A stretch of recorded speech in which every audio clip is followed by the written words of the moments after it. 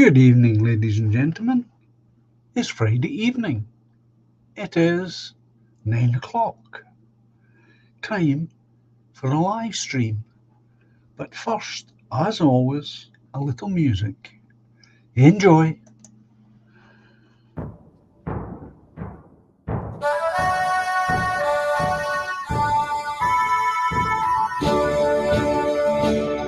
are all the heirs to Scotland, as a nation proudly stand. We will march beneath her banners to protect our ancient land. In the glens and cities, there on every street are the living heroes no army will defeat. Let a flag mean freedom and not a battle drum. To the world we bid a welcome in 1,000 different ways. We will toast to long lost friendships as we build our better days.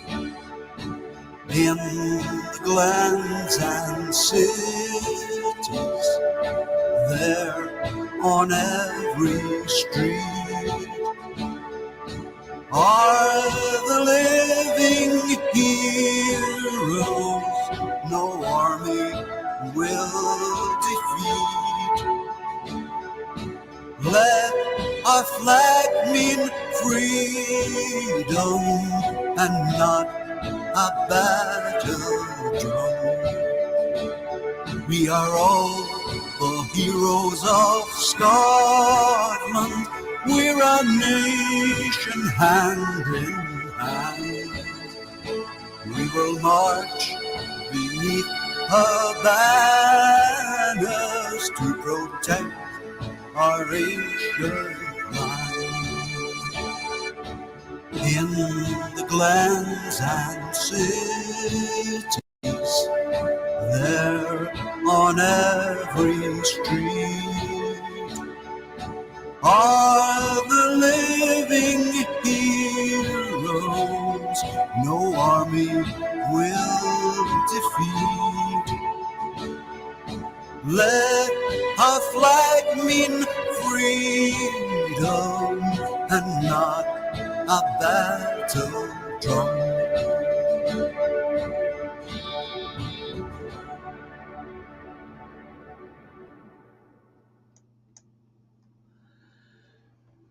Good evening, folks.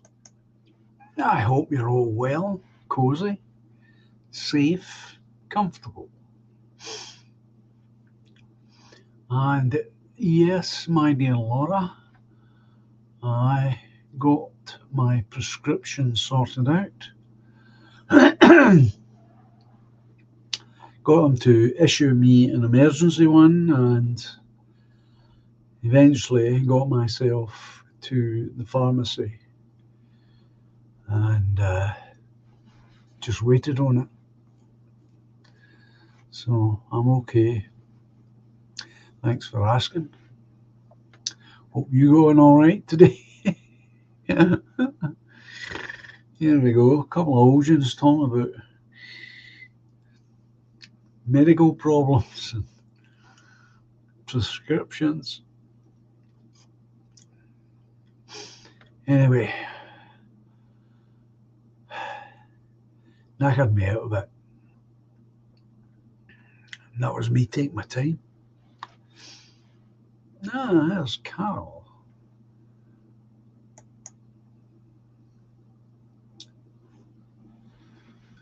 So yeah, there's that.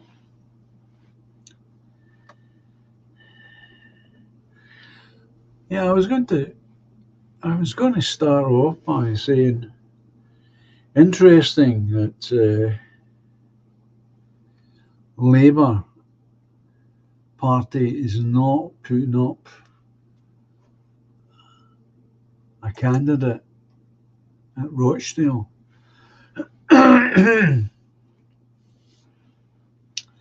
They withdrew that man. Oh, and there's a duck. Good evening, duck. Hope you're okay.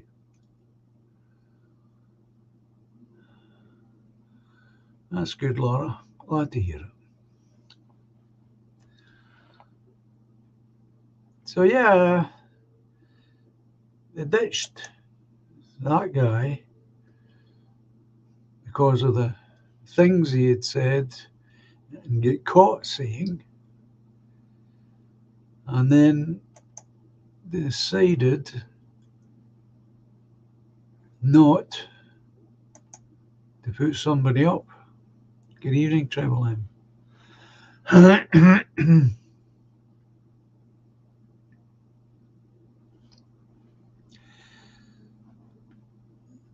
So that's making the position for George Galloway infinitely better. Because now he's up against other independents who might be standing, who will not have the same notability as he has, nor will they have, I expect, the same kind of support that he has. So I think at the moment it's looking pretty good for Mr. Galloway to win this election.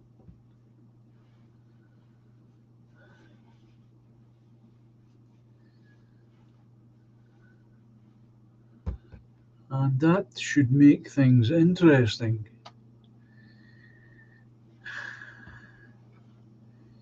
In the House of Commons,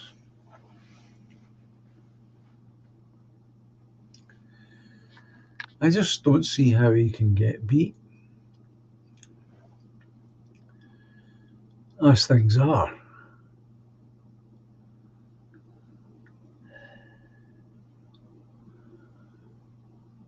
I think the only real interest left at the moment in that election would be what kind of margins, after the voting takes place, what kind of margins will there be? Hopefully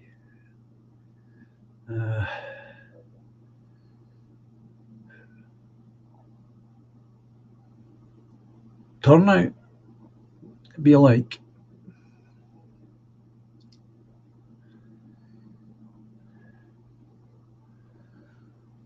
Well, it would be a high turnout.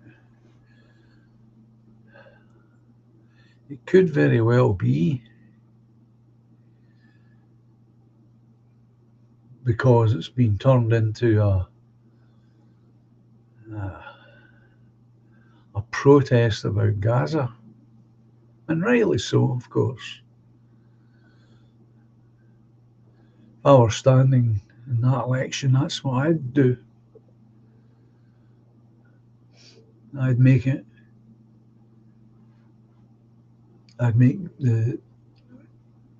this murder that's going on in Gaza, I'd make that the central platform.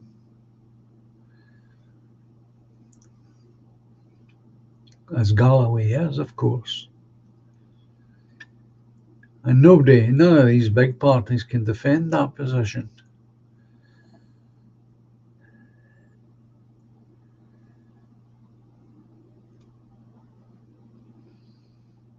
So, as I say, unless these other independents have got something I don't know about, some advantage that I don't know about. I don't see how Mr. Galloway can lose this by-election.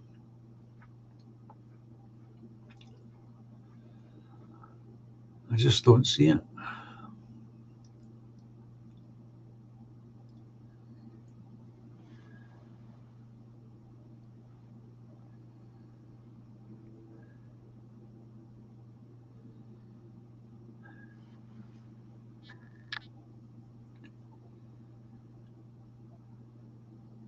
So it should be very interesting.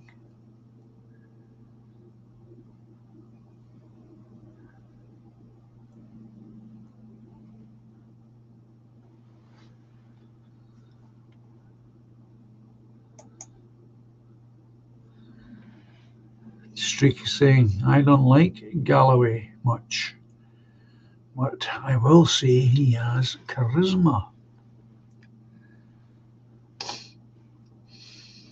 And he has it. I mean, he does have a track record for the Palestinian cause.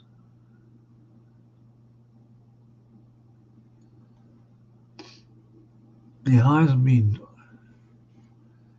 fighting on that cause for a long, as long as he says he has. That's all certainly true, and he has done a lot over the last 30 years on that cause. So it's not as if he is an imposter in that sense, because he's not. And that should take him a long, long way.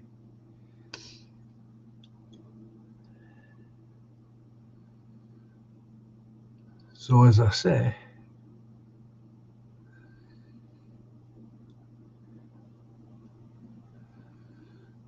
the the outcome should be incredibly interesting in this country. And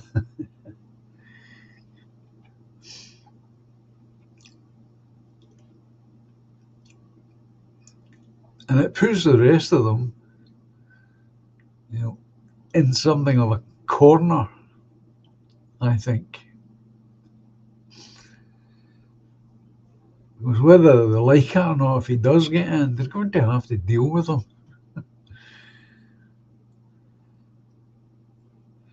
And as he has been an MP for a long time, uh,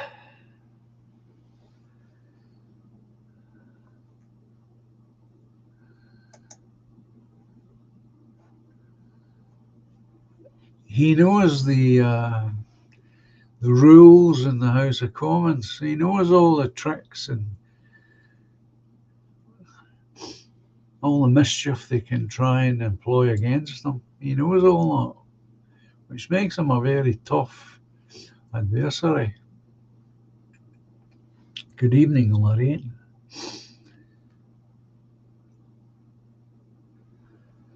So there must be a lot of jangling nerves at the moment.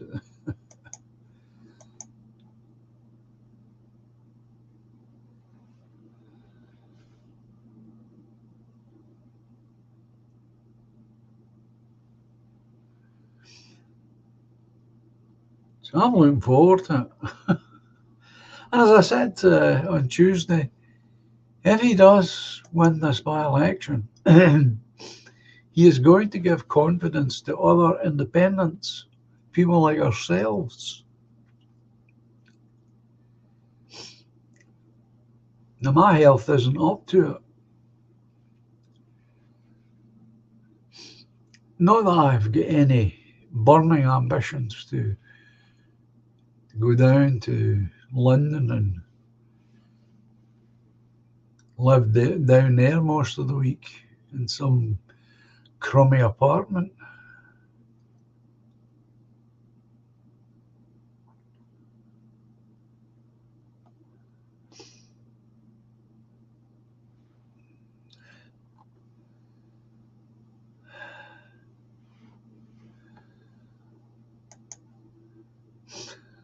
Galloway is also known to be humourless, says our budgie. That's not a good characteristic.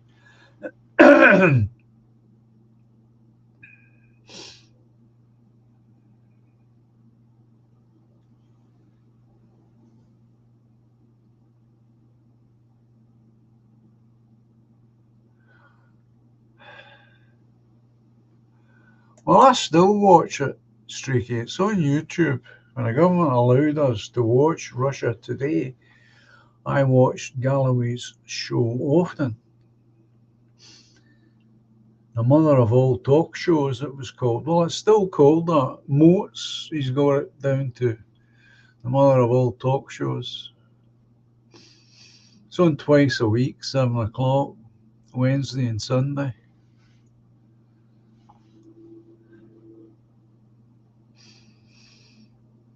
But he has that uh, public position that he can get lots of really interesting people to come on. And that helps enormously as well.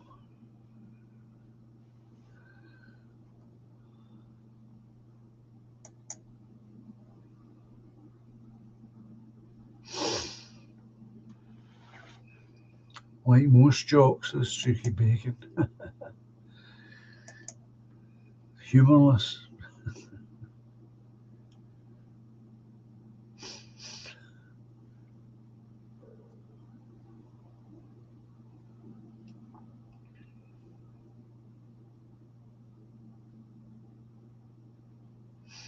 Well, as I say, he's on twice a week, Wednesday and Sunday. Um,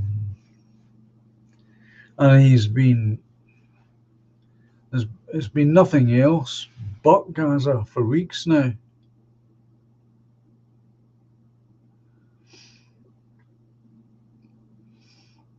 You know, he's kept that to the front and centre, as I say.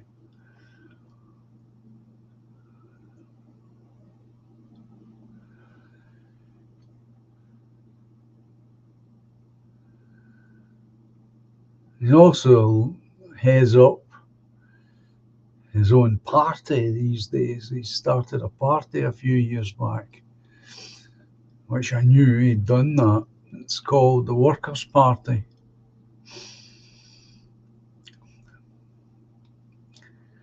And he started up another, well, it's not a party, it's a pressure group. Say No to War, Say No to NATO, it's called.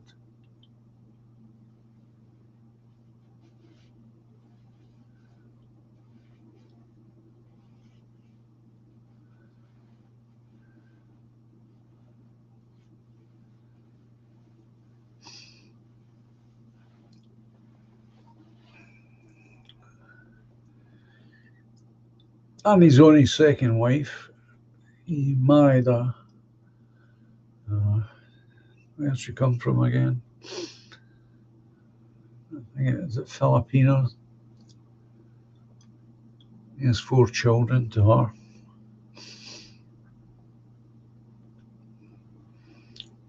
So it's, he's got mixed race children. And this will all stand them in good stead in that Rochdale, I should think.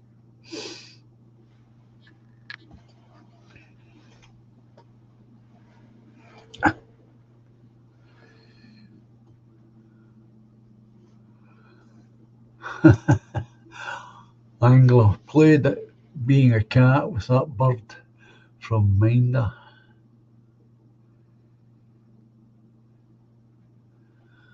I didn't watch that, of course. I didn't like that kind of television, that so-called reality.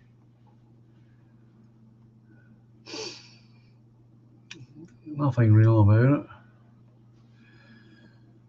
Yeah, I think he did very well out of it. I think he got a couple of 100,000.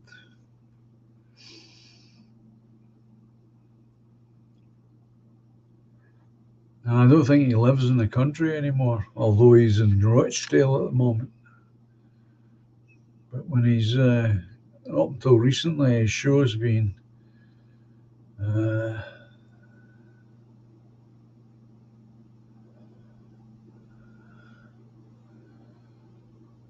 yeah, I'm sure he was somewhere where it's sunny most of the time. He's always got a good tan.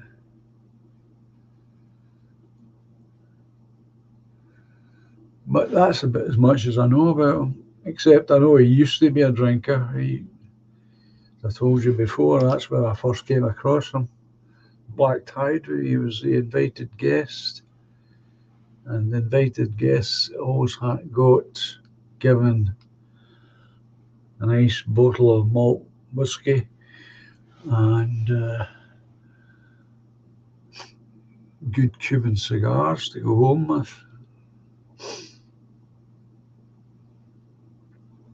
And he did the after dinner speech, and I found it very amusing and interesting. He talked about when he met Fidel Castro. Well, I think he spends a lot of time there then, Dodger, if that's where he is. A house in Portugal. I can well believe it.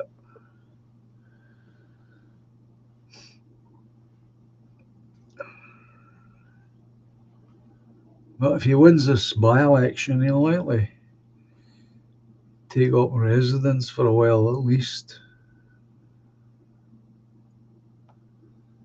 in Rochdale. I think he'll do us all a big favour. I think he will, honestly. I think he'll shake a few tree branches.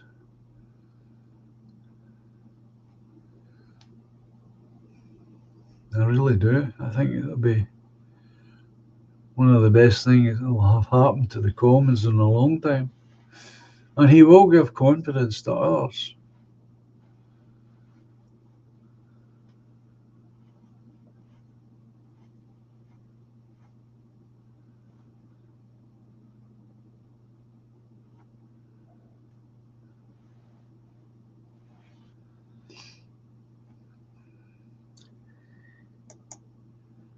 As I said on Tuesday,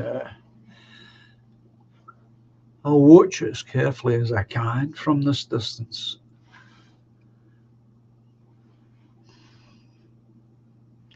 I, I know that I'm not up to it from the point of view of health, nor am I up to it in terms of money. Party doesn't have that kind of money, and I don't have any physical help to campaign.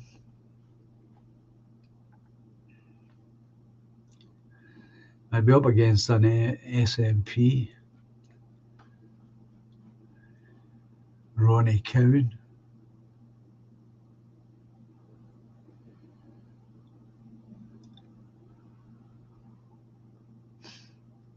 And I've watched him over the years locally, how wealthy he has become.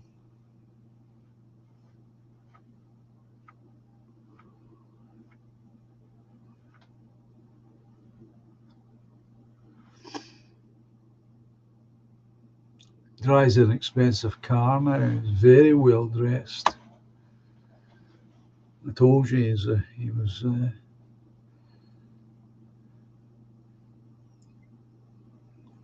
showing off and telling everyone about his £1,100 shoes.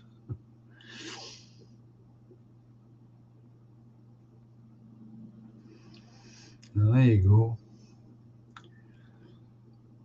But I don't have the energy for that, and I don't have the money. And you can't do. It's not something you can do alone.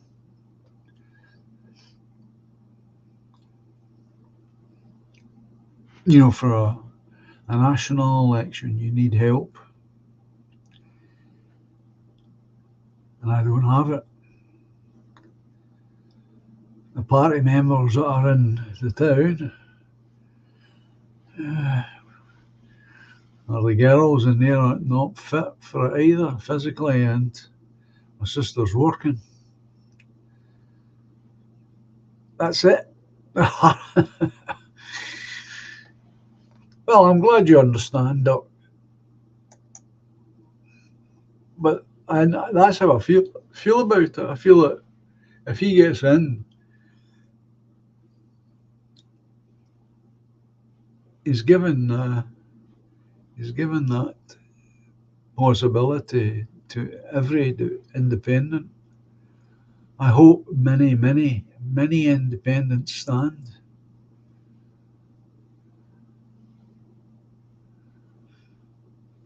This is a real opportunity, I feel, because these two, or this uni party, it's more like a uni party, isn't it?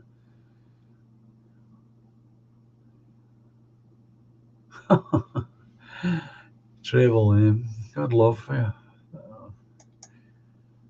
Jonah could come up and help with the campaign. I'm sure you could, Treble M. I'm sure you could. But it's not just people. I mean, Inverclyde's not big. I'm not suggesting that Inverclyde's a huge place, but it's big enough. You need, not only do you need fuel, you need at least one motor car,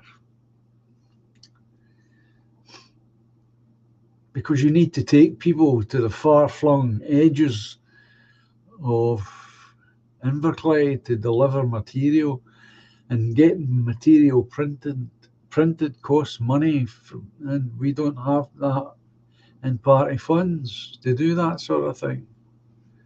We just don't have it.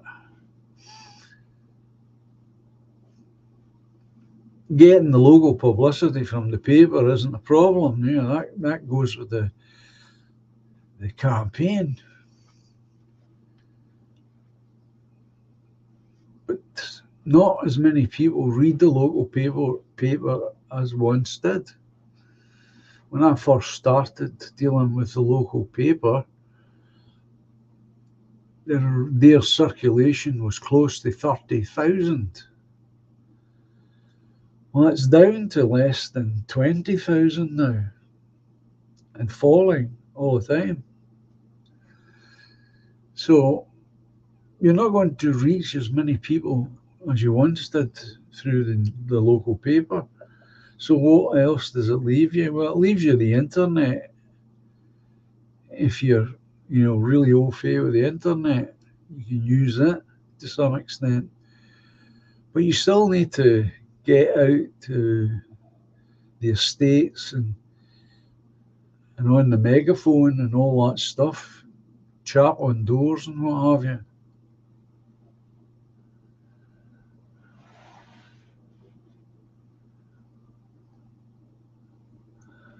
Yeah, Steve's not here again tonight. Maybe he's given up on me.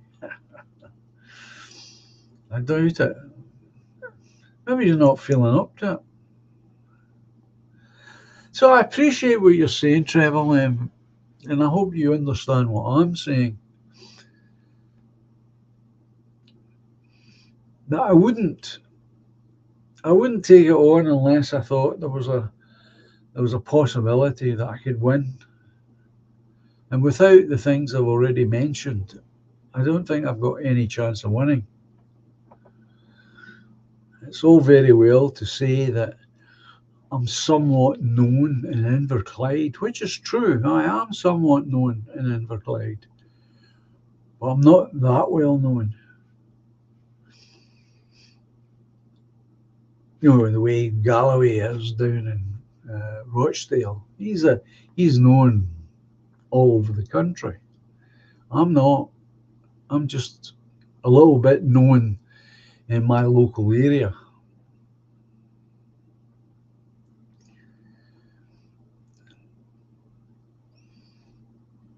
As I say, you need to get round and deliver flyers, and you need to tap on doors and speak to people. I don't have the energy for it. I just don't. I wouldn't last 5 minutes. It's just part of the health condition now and my age. Perhaps less my age, but more definitely the health.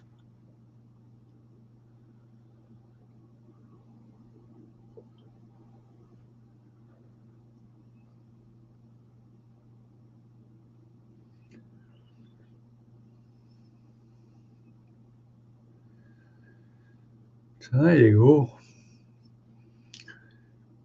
But I do hope others stand. There's got to be places where there'll be a real possibility of getting elected if they just stand and do a campaign. I mean, it's really not difficult. You just need to put in the hours. It's nothing complicated. Go chapping on doors, use your megaphone.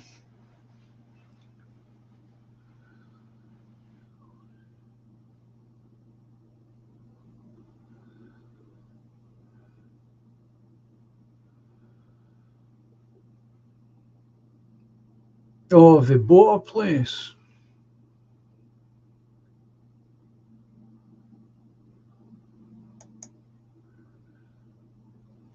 Woodlander is what? Has he bought a place? One meadow and one woodland. Wales. Booth in Wales. Oh, that's good. That's a start. That's another thing I'd like to see really take off. Along with the party, of course. I'd like to see the party really take off.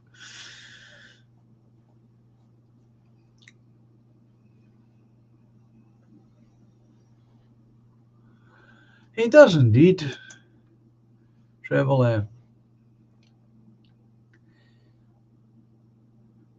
Treble M saying gallery has a bit of a captive audience up north. It's very true.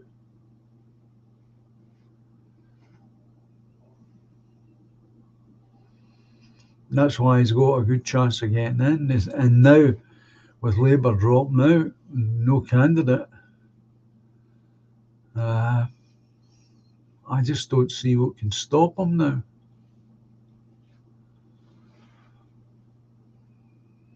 Unless something criminal takes place. I don't think they would risk that.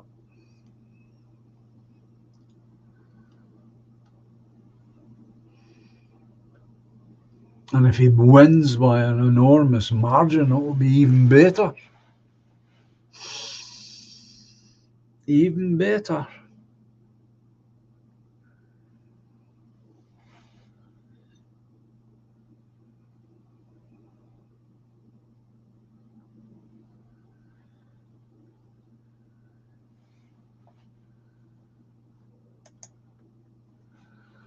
Streaky's telling me it looks ideal, has a stream running through it.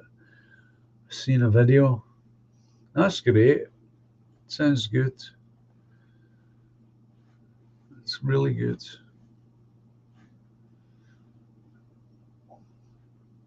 That's hope for the future. There, right away. Something of a dream turning into something of a reality. That should help many people lift their spirits.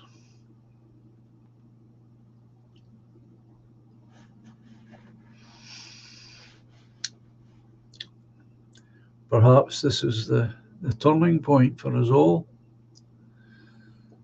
Not just the nationalists in this country, but perhaps everywhere.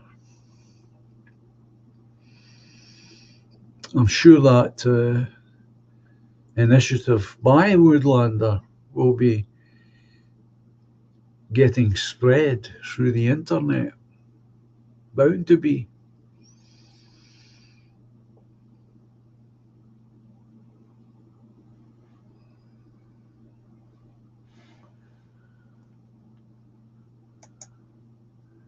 Anglo is saying another Ruby Ridge incoming.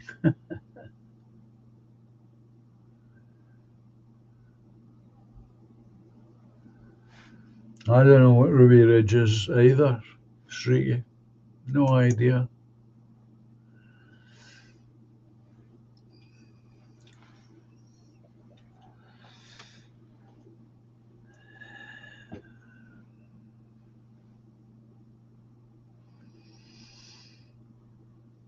But it's a start, folks. That's the main thing. It made a start. They started a project, they laid out an idea and a plan, and that plan's coming to fruition.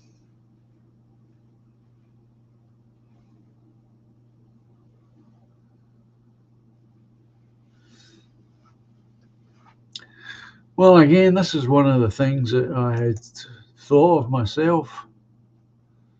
Oops, wrong one, up here. Treble M is asking the land, what can it be used for? Planning permission, etc.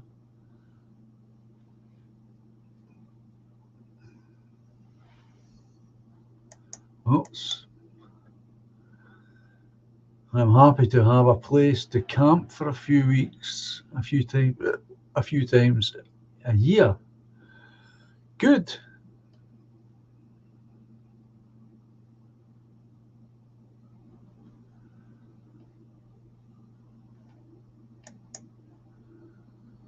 Nationalists buying land in USA, slotted by feds.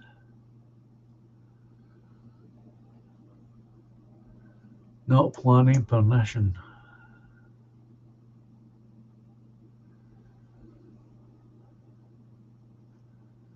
Yeah, it'll be tents only.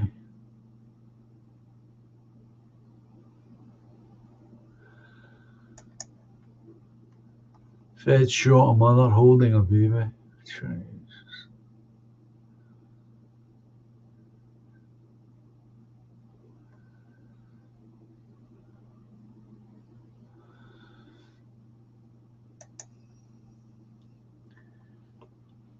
However, says Shrieky, there are ways and means of getting around certain areas. Woody knows more than most.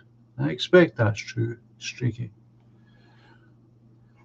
This is the sort of thing I would be worrying about.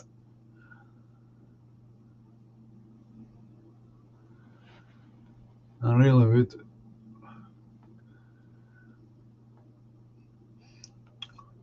Will they ever be allowed to put anything more solid up than a tent? I don't know.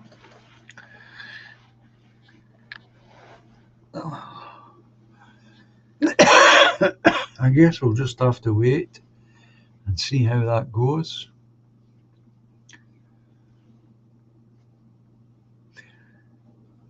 But that's the trouble when you're dealing with any government at any level. They can just change the rules against you. This is the problem. That's what I would be concerned about.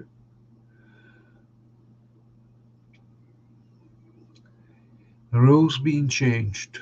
I've seen it too often in the past where people didn't want to sell their houses and were forced.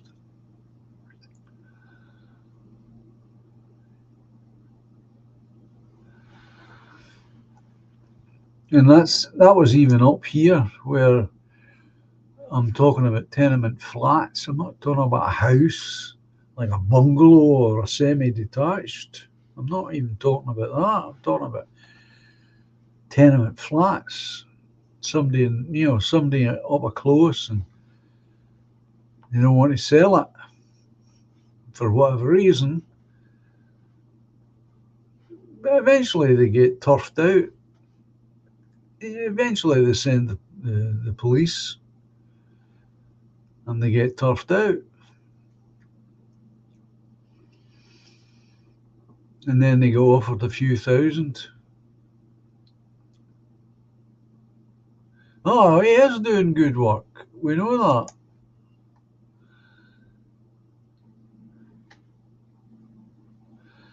That's what I'm talking about, Trevor. Compulsory purchase. They did that the first HS2. Yeah. Did it for the first one, never mind the second one. Did it for the Channel Tunnel.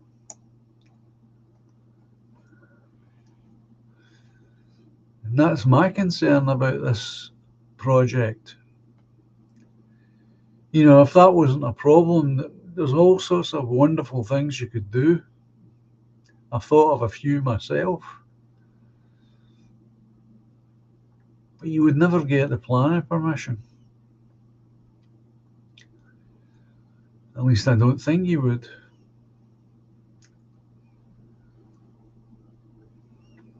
I could be wrong.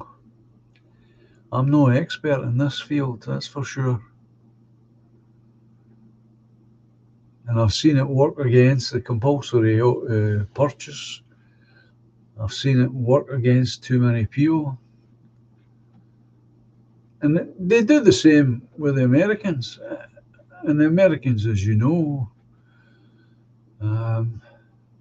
they really do think that if they buy a ranch or something of that nature, that nothing can be done to move them. And they're so wrong about that.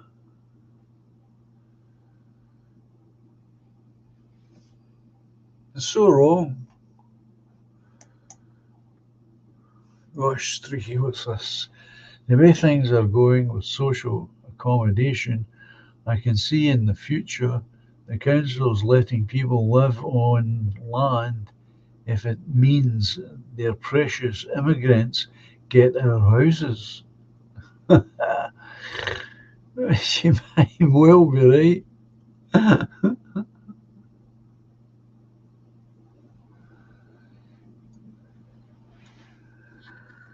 Good evening, Pierrot. They're tearing up the rules for planning. A free-for-all, says Trevor Lamb.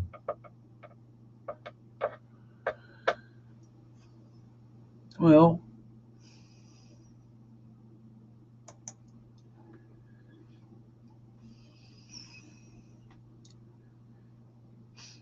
I always thought that could present something insurmountable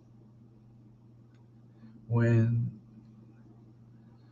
our friend, the woodlander, brought it up.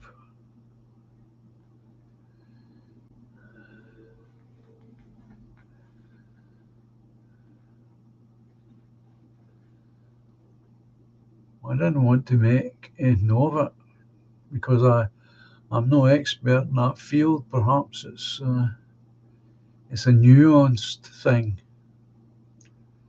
If you know your way around it, you can. It shouldn't be an obstacle. Could be. I don't know.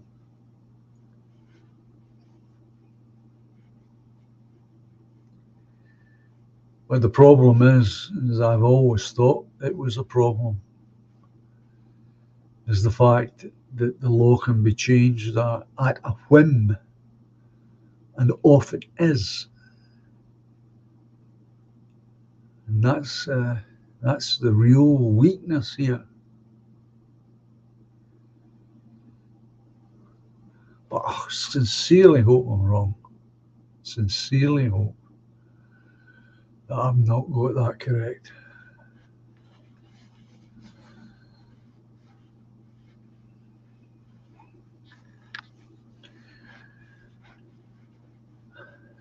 And if anyone knows, it'll be somebody like Woodlander who's been through all of this. After all, he has built a place himself. So I'm sure he's got a good idea of the difficulties ahead and how to get round them as best as possible. There's a way around it. He'll find a way around it.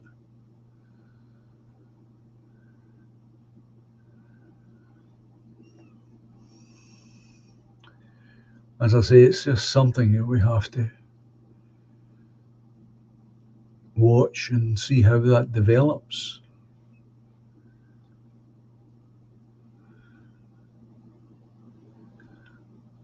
I think myself, it'll go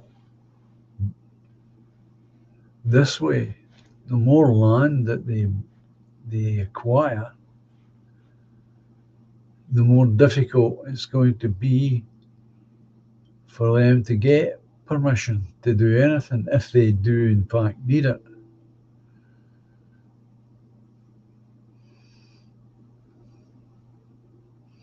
Because our enemies are not daft.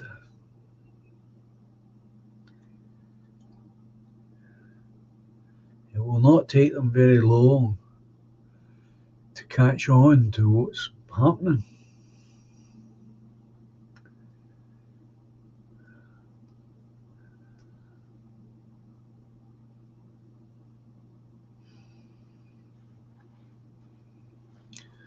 Of course, there is another variation here that the rules may be different in Wales, Scotland, and England.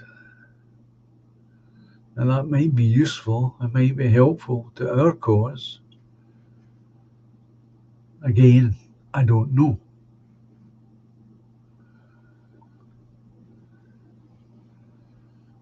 And again, one would think that the Woodlander would know something about that as well.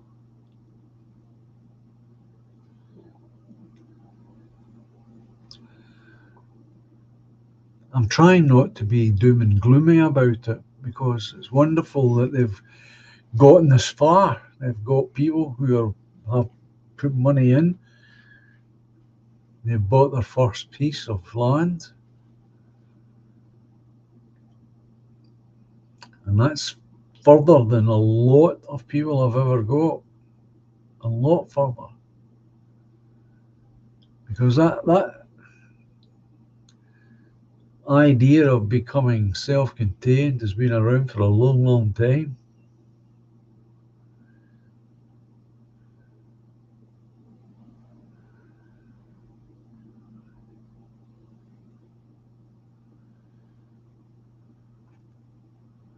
Yeah, man. Forget those OAPs who have had their house commandeered. They probably voted Lib Lab Con. Pirates. Good evening, William.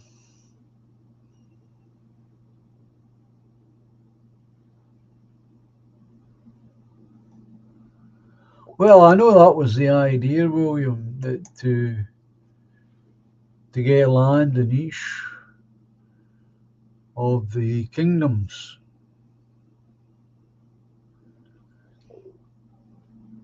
He has land in England and Wales and is looking for plots in Scotland.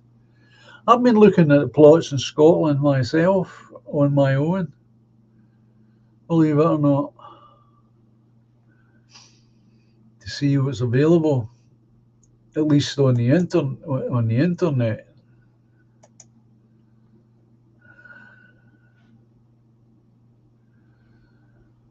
Not that I'm in a position to buy anything. I'm not.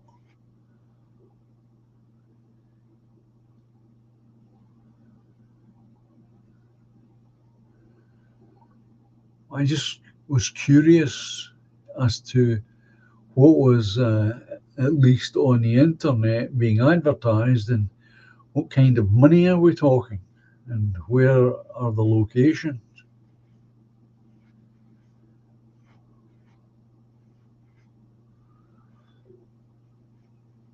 That's all.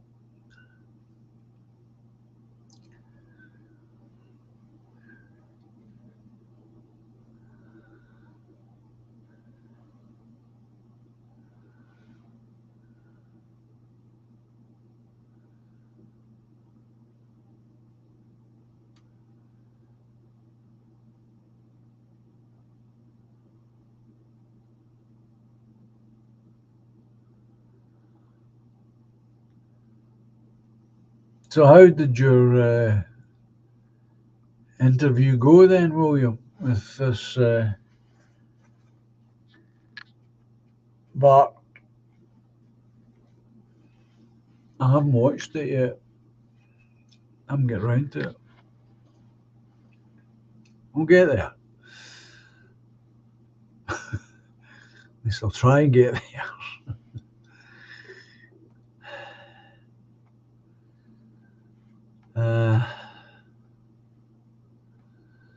On the islands, yeah.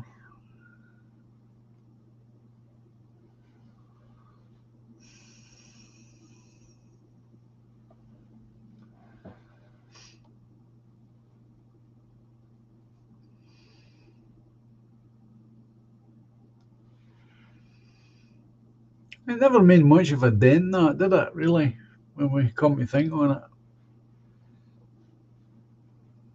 the film showing NASA up as a scam, it never stopped anything or changed then, really.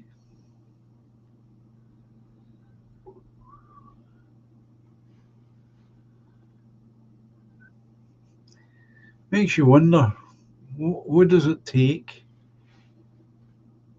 to get people to not accept?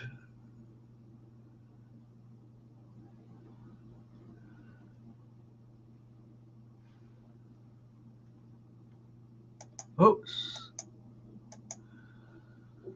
Anglo is asking me about this Russian geezer popping his clogs. Well, let's start with what I know. Okay, and what I do know is blood clots, because I have one myself. Cancer brought the blood clot to my leg.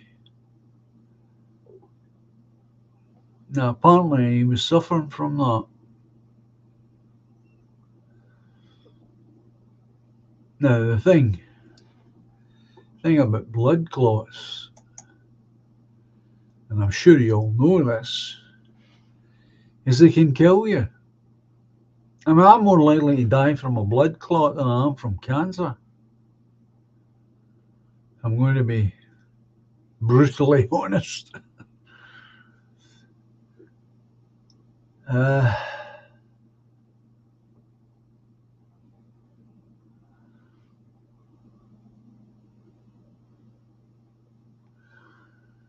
I really enjoyed it, says William. Had a great chat with Bart and sent some after.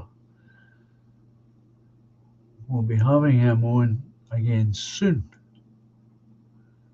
Well, that's good. That's good. As I say, I haven't got around to watching it yet, William. Thank you, Anglo. Aspirin is an effective blood thinner. Yeah. Well, that's where I'd start with this Russian thing.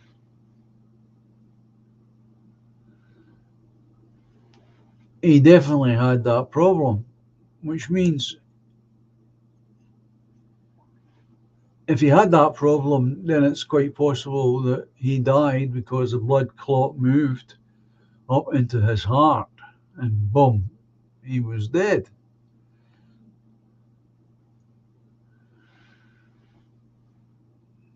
Not necessarily murdered. Good evening, Robert.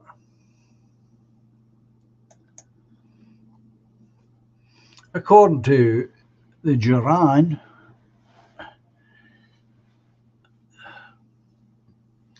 he didn't have much of a following in Russia as a political figure.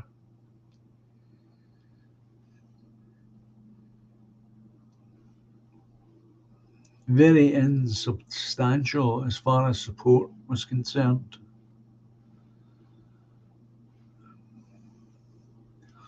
I don't think he was any threat to the president.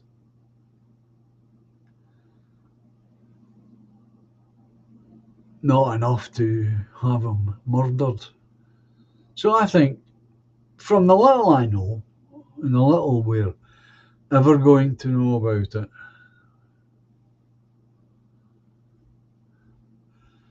the likelihood is that you could say it was natural causes insofar as it quite possibly was blood clot moving up into the heart area, caused the heart attack, and boom, he's dead.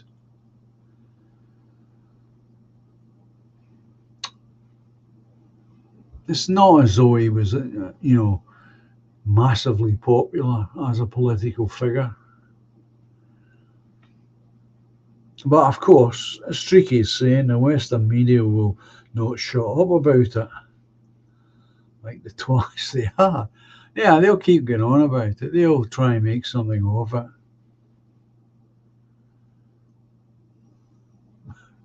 Put in the ground. Anglo.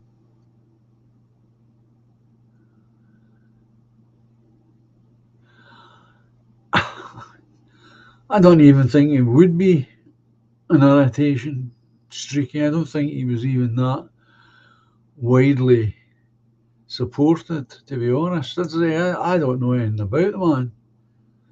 According to what the two fellas in the Duran were saying, the Communist Party has got a bigger following, more support than he ever had.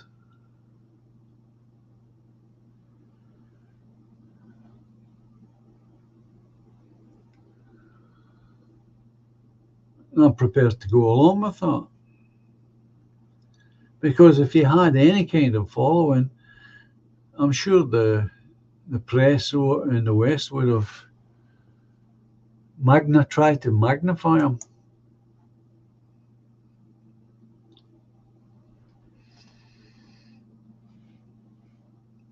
That's what I think. Because somebody like myself, or any of us who are interested in politics, not one of us could say anything really about the man and what he stood for. I think that's how little known he is or was.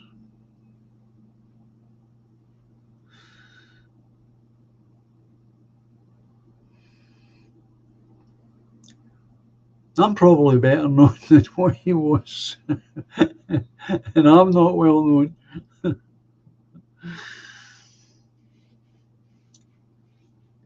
But as you say, the media over here will just amplify it, try and turn it into something.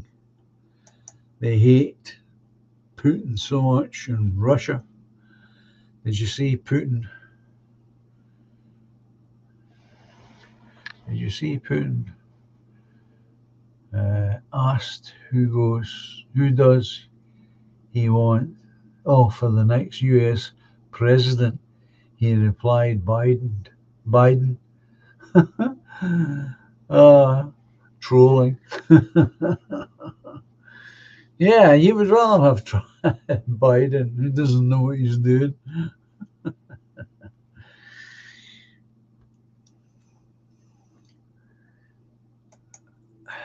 I don't think Putin's the kind of man who would worry about any of them over in the States.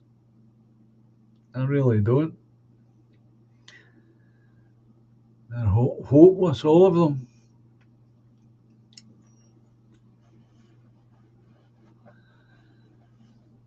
4D chess.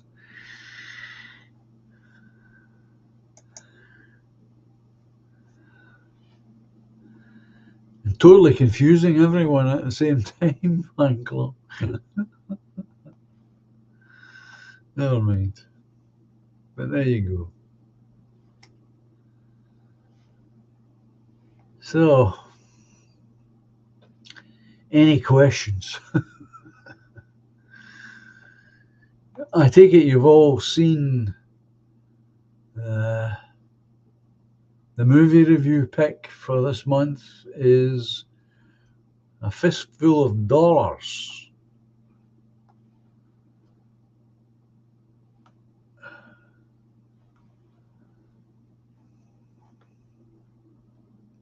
It's a movie I've not seen. I've never seen any of those Spanish westerns.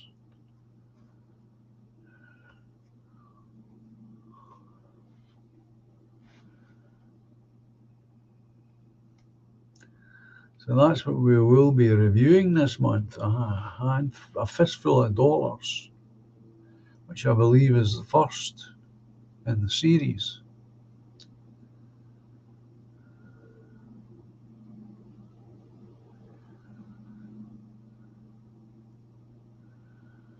Cabbages. I like that. I like that streak. Yes. Way above the intellect of them cabbages running the USA. Oh, that was Eki that picked that one, Anglo. A Fistful of Dollars.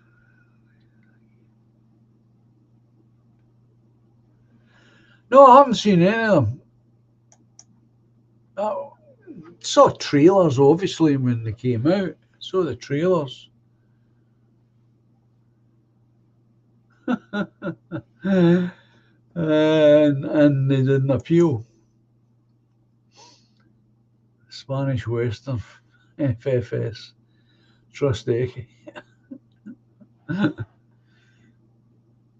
I think he's been,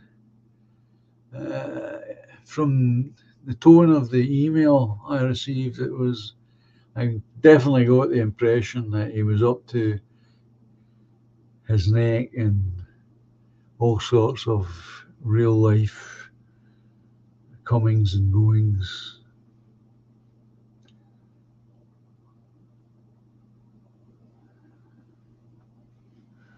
Well, there's a fan railway. Streaky. It's a great film. I watched it a few times, mainly when pissed.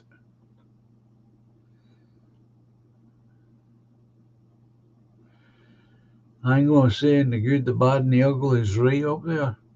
Is that the one when they have this? Is that a four-way shootout at the end? I think that's the one, isn't it? It's a duck. The good, the bad, and the ugly is one that you like, John, says Duck.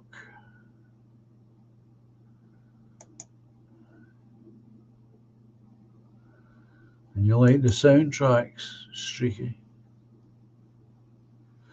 Oh, that's a three-way shootout, right? Yeah. I've seen that clip. It's been shown many times for many different reasons. He doesn't take part in that shootout, I don't think. I think it's the other three guys. Yeah.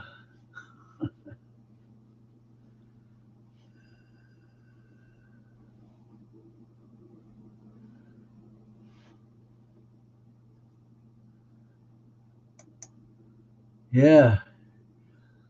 Lee Van Cleef and the Mexican and Clint. Oh, the Mexican's actually a Jewish actor. And I believe that Van Cleef has just recently passed away.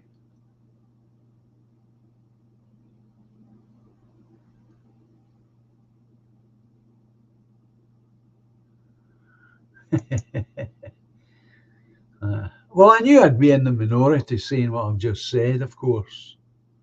I knew that.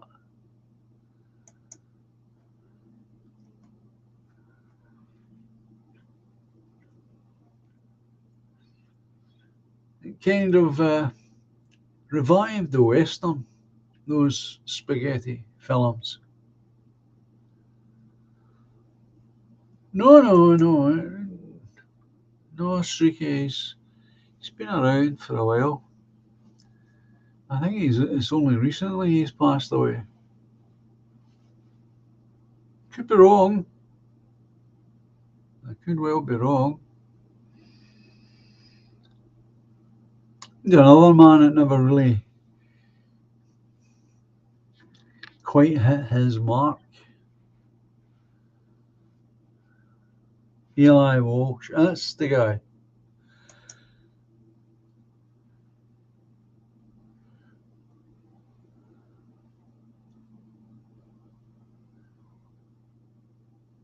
Is that right?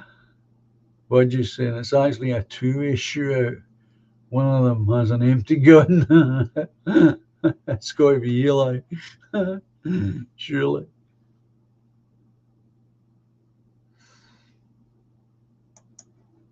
He was awfully effective, him, in Magnificent Seven as the villain.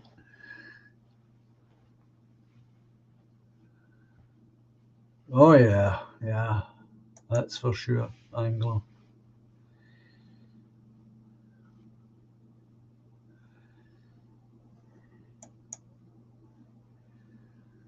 Yeah.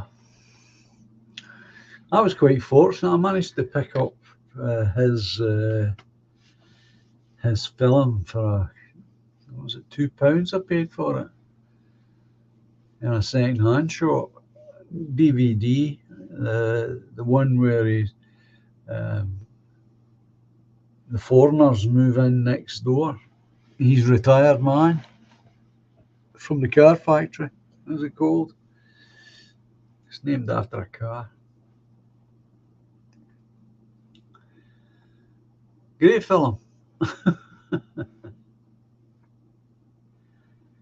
Any which way but lose. Oh, he's made so many good films.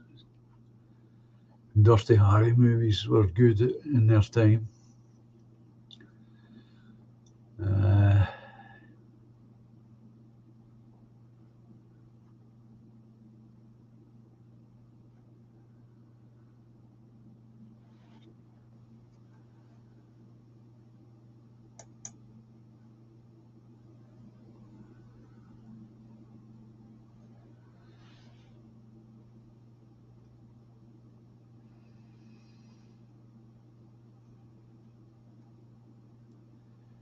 I consider he's actually older than me, and he's still making films. Gran Torino, that's the one. Thank you, David. Good evening to you. That's the one I was thinking about. I managed to pick that up for a couple of pounds. And I only bought it because he was in it. I had no idea what it was. But a great little story. Simple, straightforward. What an ending to it. Brilliant. And he's so effective in it. Playing the grumpy old grand. Oh, he's not. He is a grandfather. Yeah. Really good. Really good. And if you haven't seen that one, folks, you have to make an effort and try and find it somewhere. It's really, really good. It's so simple story. He's so effective in it. And he's an old man. He's well in his 70s when he's doing that. Another thing about that film, which is interesting, if you don't know anything about it, is he wrote the music for it. It's a piece of piano music.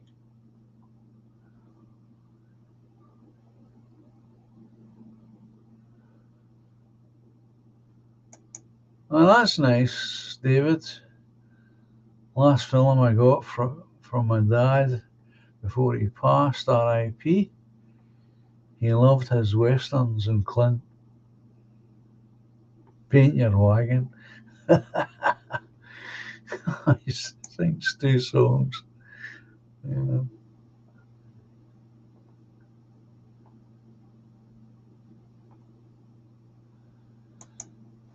Absolutely, Doc. Absolutely. It's class, as you say. Some truth spoken by Clint Eastwood's character in that. Absolutely.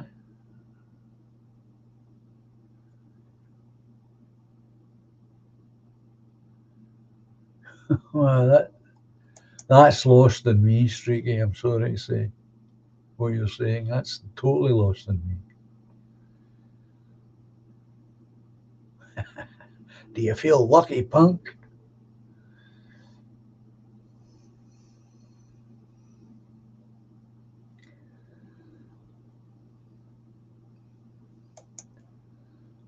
Well, that was the thing about those Spanish ones. I don't think he says, well, I'm sure he says a word, but, you know, would he have a single sheet of paper for his dialogue? I don't know. But he says very, very little in it. And you saw it, Carol. That's good. That's a great film. To see, I was fortunate enough to pick it up for just a few pounds. And I bought a few from this shop. It's a pawn shop, I'm sorry to say. I'm taking advantage of somebody else's misfortunes. But anyway, I bought a few DVDs from this place simply because of the the um, the lead act,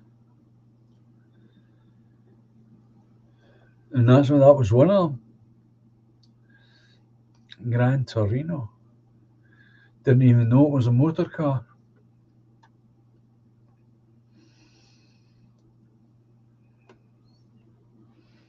And the other one was a 90 minutes, and that was a thriller.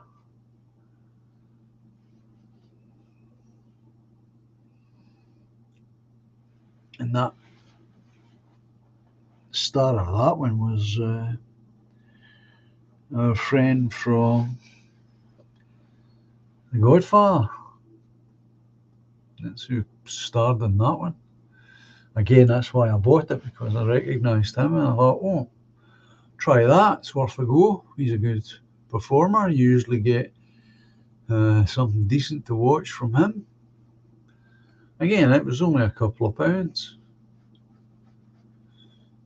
and it was a very good edge of the seat type thriller. Not brilliant, but pretty decent. I talk to the trees, says Budgie. That's a great song.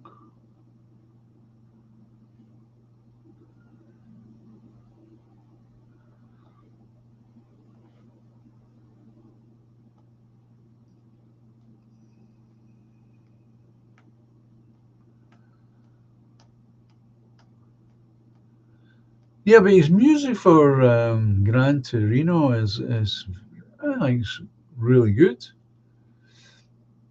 I don't know if it's him that's playing it on the soundtrack or his son, but he's credited with the music. Again, I can't really comment on the Paint Your Wagon. It's too long ago.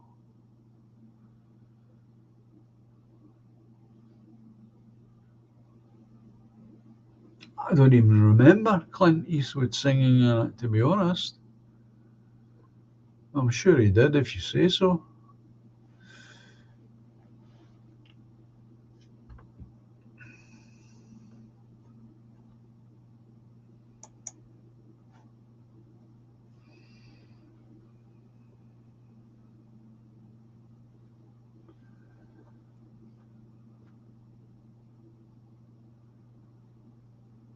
Well, that was It's a Duck. I've only seen bits and pieces of the film. I think that might be the same, actually. I know that Born Under a Wandering Star one. Well, that was the other fella that sang that one. Number one hit with it, Lee Marvin.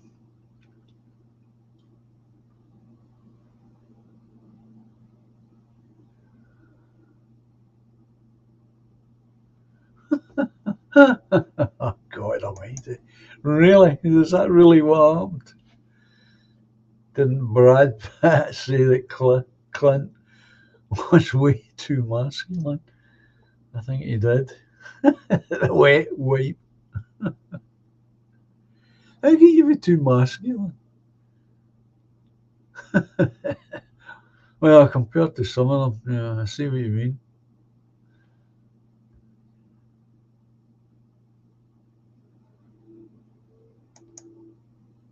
David is saying Lee Marvin, yeah.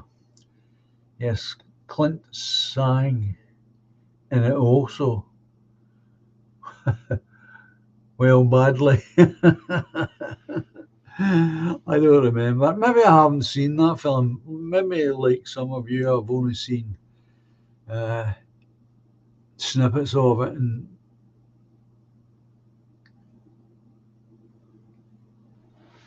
Anglo saying it's a top movie. Paint Your Wagon, top movie. Don't usually like musicals.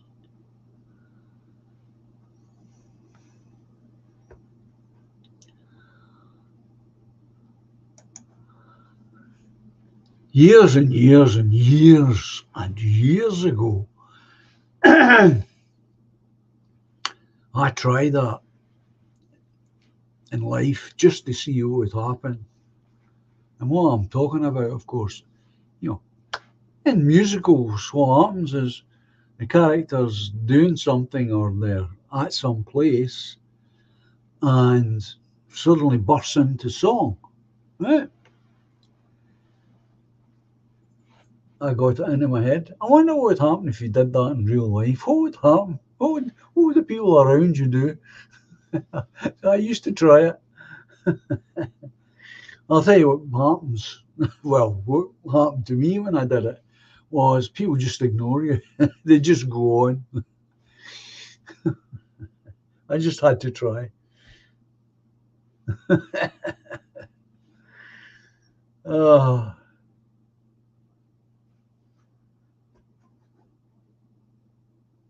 well, it is a bit bizarre, streaky. Spontaneous singing is bizarre. Yes, of course it's bizarre. That's why I had to try it. Huh? What would happen? In real life, what would the other people around you do or say? Well, in my case, they didn't say or do anything.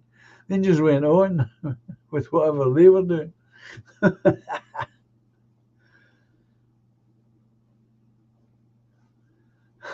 It's a bit like that, Doc.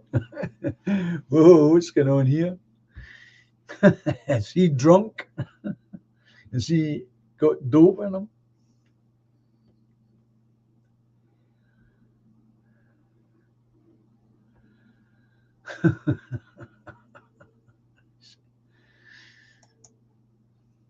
Actually, one time when I was in England living for a very short period of time, and I was going to work on a bus and double decker, and I was upstairs because in those days you could smoke upstairs in a double decker. So I was upstairs, and we're talking about about 8 in the morning and thereabouts, and the conductor comes upstairs. This is true. Comes up and he's got his machine there. He's in a uniform and he's singing. He's just starting to singing a song to collecting fares, and he's singing. I thought it was brilliant.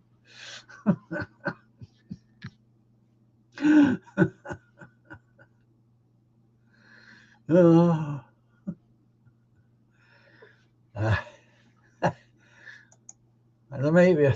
And it might be a possibility, William, you're right. You get put into a straitjacket.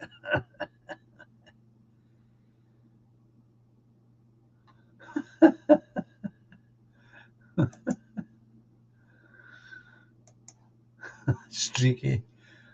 I would expect to hear F off if I burst into song. Again, to be honest, growing up in this town as a boy, I'm talking about a boy, not a young man, but a boy, that was commonplace on a Friday night or a Saturday night. Drunk guys coming out of the pub singing.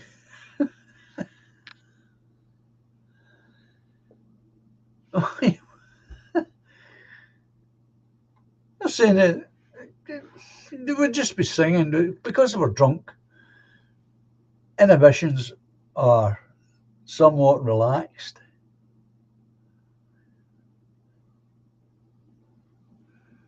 Uh, well, you don't hear that now.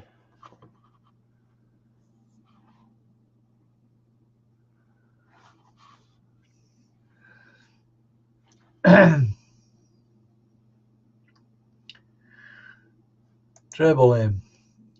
Children's musicals are okay when the singing spurts out. So your dad was like that, William. My dad was like that. He's saying, think it's a Glasgow thing. No, not really, no. Happened a lot down here. I can swear to that, to be honest. Like Billy Connolly.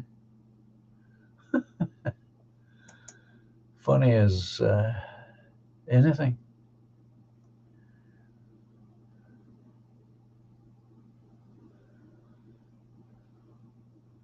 Yeah, it's not as unusual as you think, folks. These days it will be. Grew up in a pub of mostly Scots and Irish, says David.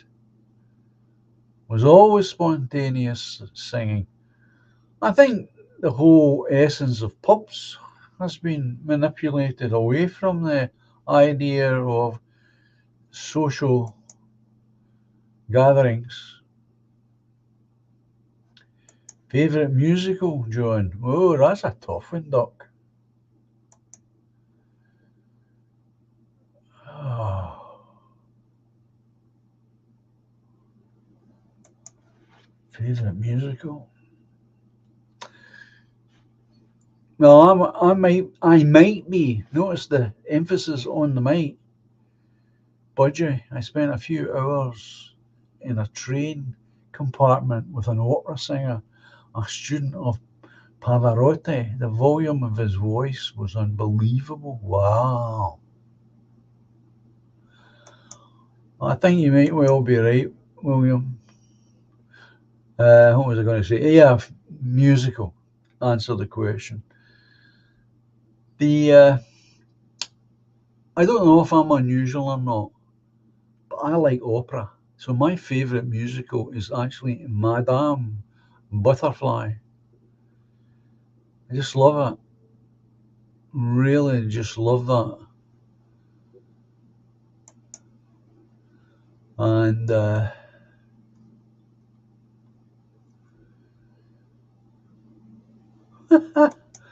like that treble M. We used to have a neighbour we called Grandad. He used to stand outside our house singing at the top of his voice every weekend. Well, there is football singing, of course.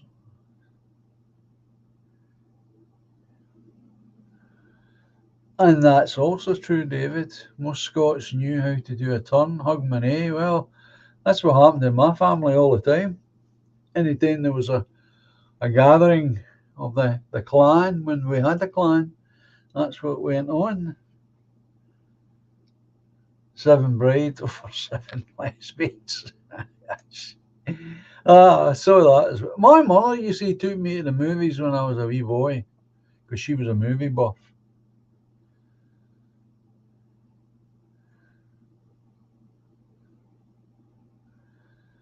I would give that musical a miss. So I saw all those movies, so all those musicals, Seven Brides for Seven Brothers, and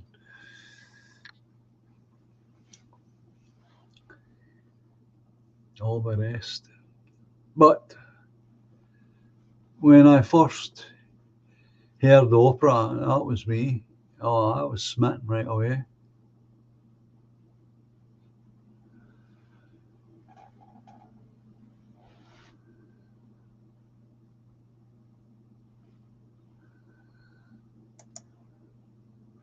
I haven't seen it, John. I think that I know one song, Buttercup, if I'm right. It is a memorable song. It's the most successful. It's the most successful opera ever written so far.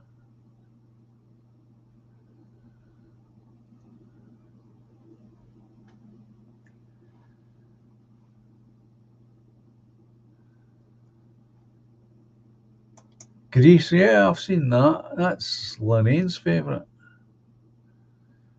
I took the girls to see Madame Butterfly.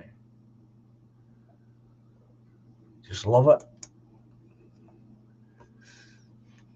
And BBC, in the days when they were more of a television station than they are now, made a film version of it. Now, what I mean by that is they took the opera uh, and then they produced it as though it were a movie production.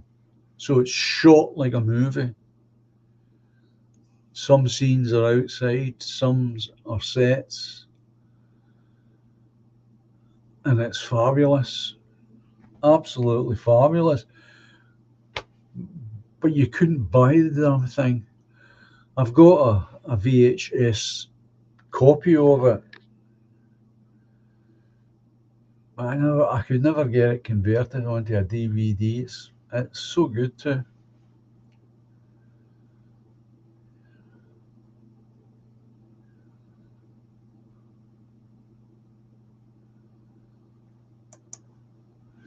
William's saying I was at a Scotland game about a year ago, and the three tenors sung Flower of Scotland, and it was truly electrifying.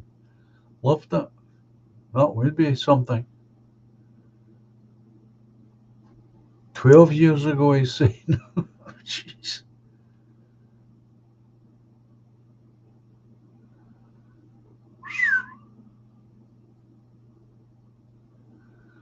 Well, that's where it comes from. It was them that made it. Streaky. Flower of Scotland. It was sung at rugby matches. It was the rugby crowd that forced it. They were all SNP supporters. And they pushed for it to become the national anthem.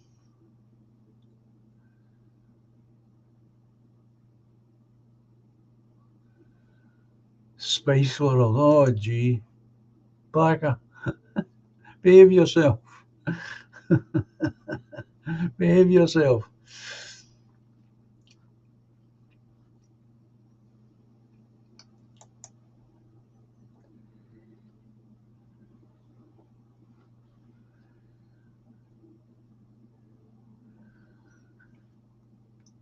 So yeah, that's the answer. That's my favourite musical. Flower of Scotland, White. And I told you that's the story behind uh, my own song, Scotland, the one that I use as the intro for the channel. That's where it comes from. We're having a conversation one night, myself and my two mates, and I said I didn't care for it because it was a folk song. And like too many Scottish folk songs. It was all about a battle that we had won, and this one was all about the battle against the English that we had won. And I said, in my opinion, that's not what a national anthem should be about. It's a good enough folk song. I says, but the trouble with it as a national anthem is there's a tricky piece of timing in it, it sort of in the middle somewhere, and it always throws people off. So when you hear crowds singing it, when they get to this tricky piece of timing, it breaks up, and one half of the crowd's singing in front of the other half, they're that wee bit ahead, and it spoils the whole thing.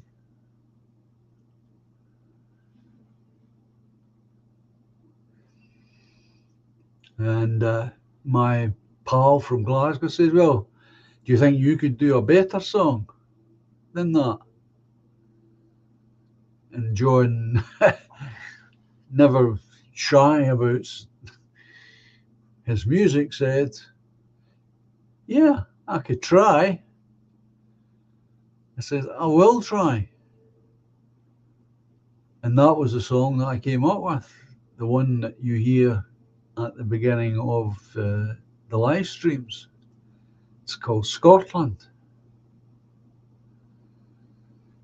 It was written with that purpose in mind. It would be sung at football games and rugby games and public events where big crowds would be, and it would be easy enough for people to sing it. And there's no tricky piece of timing. The words are simple enough. It's a straightforward, I think, simple enough song to sing. People have all, like yourself, have always complimented me that they like that song.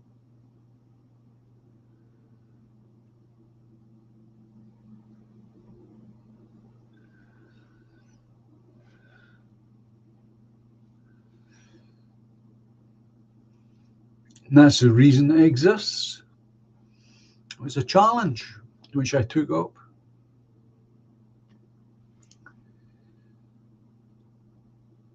And I'm glad I did take it up. I think it's a decent enough song. I'd love to hear it get sung in a football game.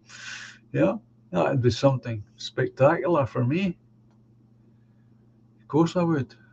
I think it is a better song than Flower of Scotland. Because if you listen to the words of my song, it's a celebration of the people. It's not, oh, look at us, we beat the English. None of that nonsense in it. That's the difference. It's a celebration of us. And I've tried this, by the way. You can substitute the word Scotland in the song for the word England or Britain, and it still works. So it's not exclusively for Scottish people. It can and could be sung by the whole country at large because it's a celebration of the people. So, not that it's likely to happen, folks, but that's the story behind it, and that's how Flower of Scotland became the national anthem. It certainly was an improvement on that dirge that we used to have. Scotland the Brave, I thought that was dreadful. Absolutely dreadful. Just as a melody, never mind as a national anthem.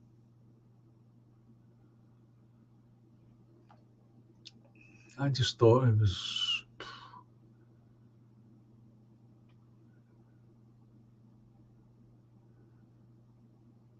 I don't even know what the Welsh anthem is, Streaky. Most of the country would struggle with the Welsh anthem. No idea. I'd need to hear it.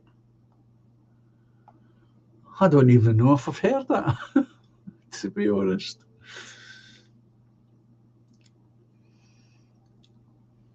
But if I was the First Minister, that's one of the first things I'd do with the sport in this country.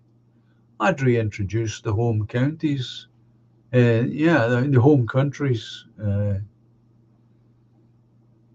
Four Nation tournament.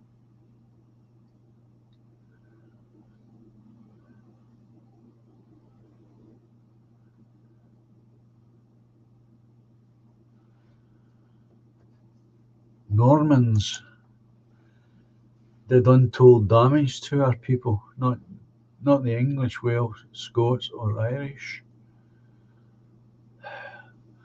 Again, it's not an area of history that I'm familiar enough to make a comment on.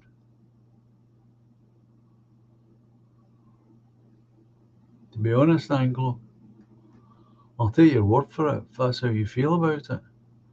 But I just don't know enough to feel qualified to make a comment. Good evening, Linda.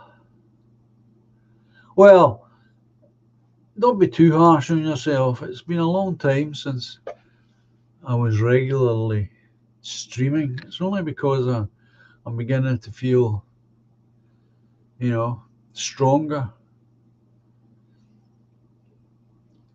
that I'm back to doing it. And I'm going to restrict myself to the 2 nights, Tuesday and the Friday.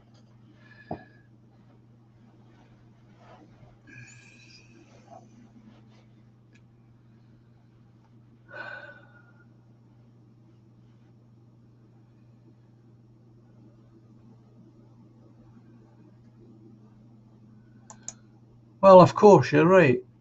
The Olympics is going to be a farce. How can you have that type of competition without nation states? And how can you have it with, people getting banned? So you're as bad as me, William. I didn't even know they had one.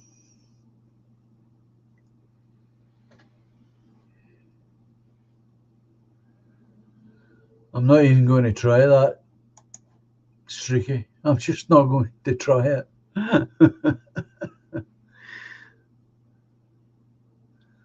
That's why he's Streaky saying that's why people would struggle. Yeah, I'm not surprised. But good on them. Yeah, of course they should have their own anthem. Why not?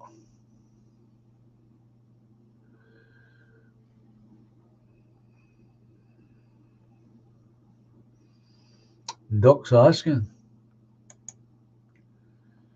what does that translate to?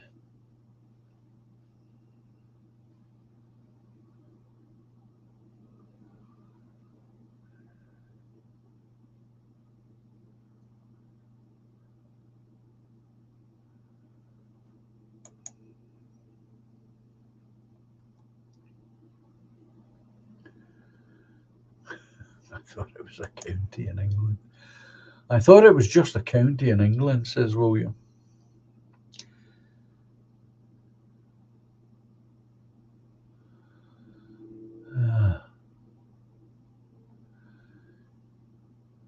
Old land of my fathers, says Streaky. I see there's Eki. Good evening, Eki. Yes, I got your email and have notified the others. They all know it's a fistful of dollars. Some people are very pleased with that choice.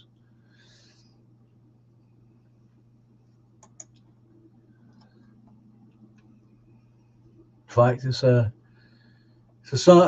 film that my son bought. It's in our collection.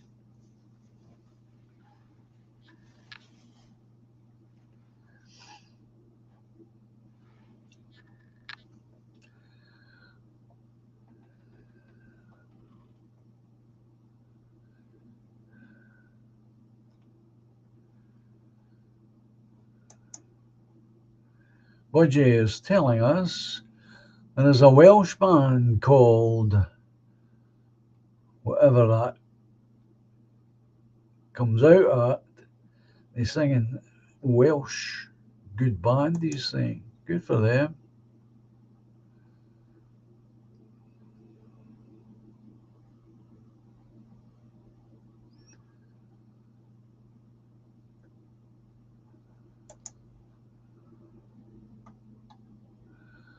I trained with Welsh and Irish guards back when I was 17, says William.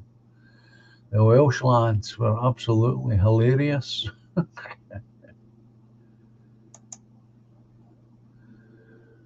Streaky saying it's the best anthem in this country. See, I don't know if I've ever heard it, Streaky, to be honest.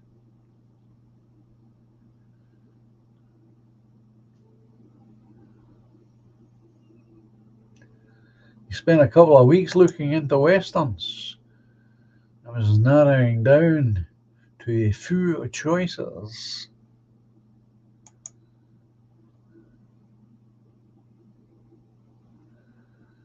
And has the best flag, says Streaky. And Wales has the best flag. It's got that big dragon on it, isn't it?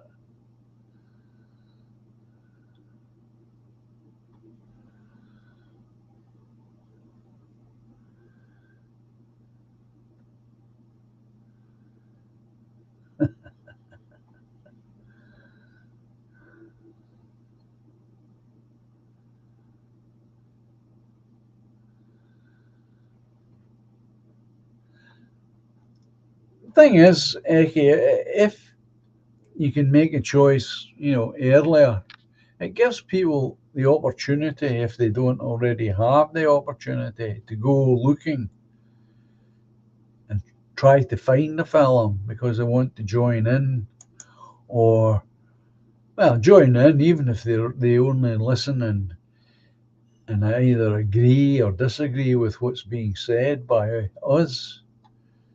And that's why it's good if you can get your choice in earlier, as early as possible. Good evening, Ludwig. Uh,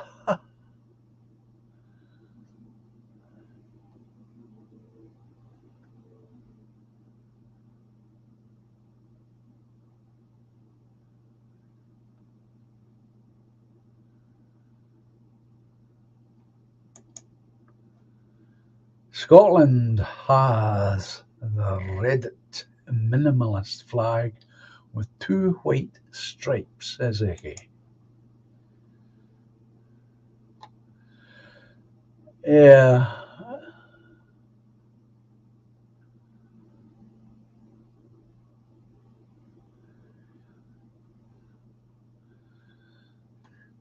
you made a choice, that's the main thing. Eki, you made a choice.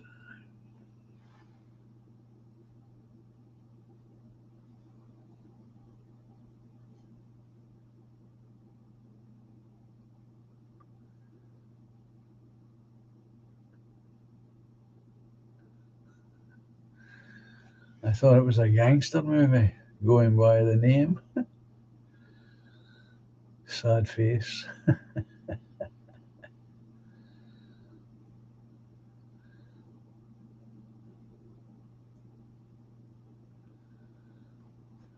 Yeah, well, we do. We do actually have.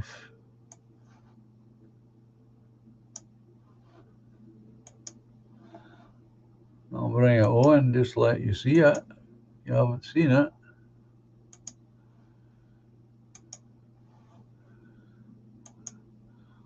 We do actually have that, which is a much better flag. But I think this is the battle flag.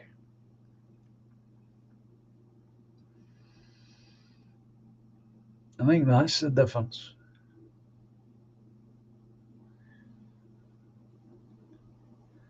This is against a white background, but it should really be a yellow background.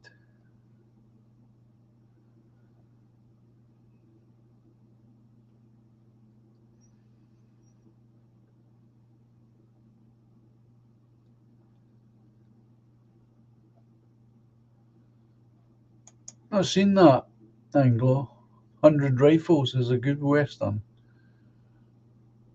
Rockwell Welsh is stunning in it.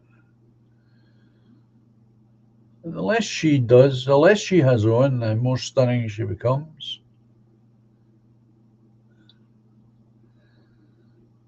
This is a much better flag. This, I think. I've not heard that one. Oh dear, I've not heard that one. The Scottish Saltaire looks just like chemtrails to me, says Budgie. I like this one. I like the Royal Lion. As I say, I'm sure it's a battle flag.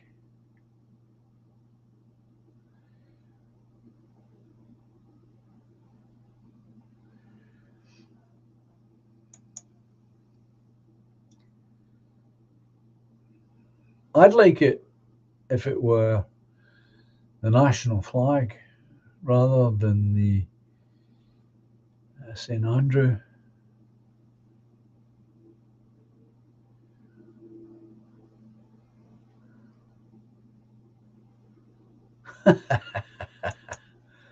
Oh, that was meant to go there. A Jolly Roger would be more suited.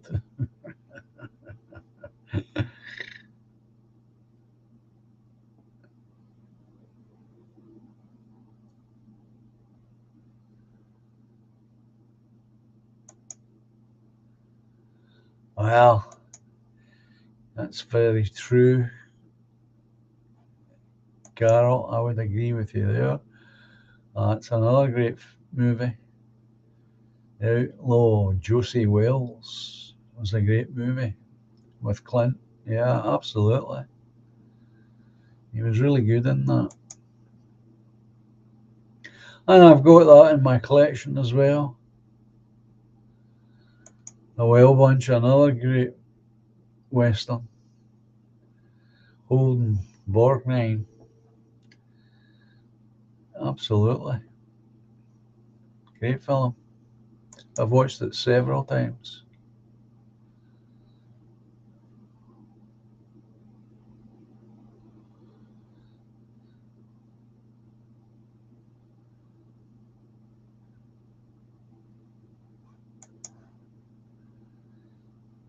Okay, the dragon will always be the national flag in my heart. I believe that's what really matters, not the dictates of some EU stooge. Here, here, here.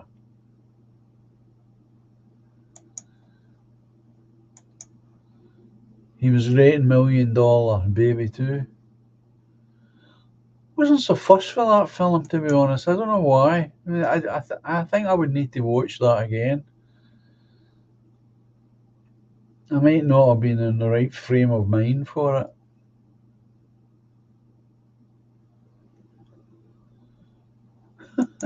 I'm going to assume this is a quote.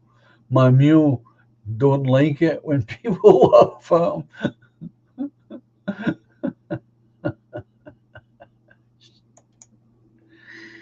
Oh boy. You know, if scriptwriters know they're working with Clint Eastwood, they must have a whale of a time and coming up with great lines for him because he gets away with a lot.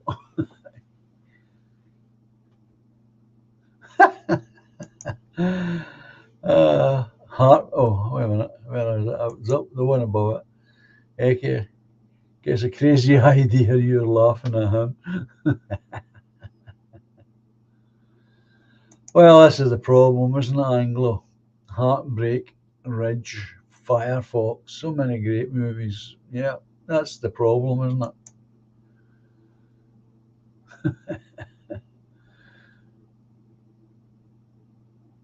Yeah, it had to be.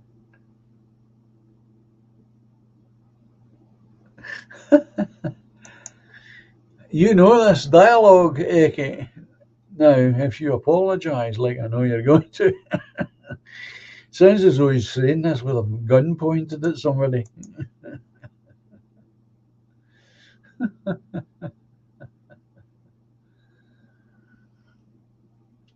I'm sure that's what it is. It's got to be.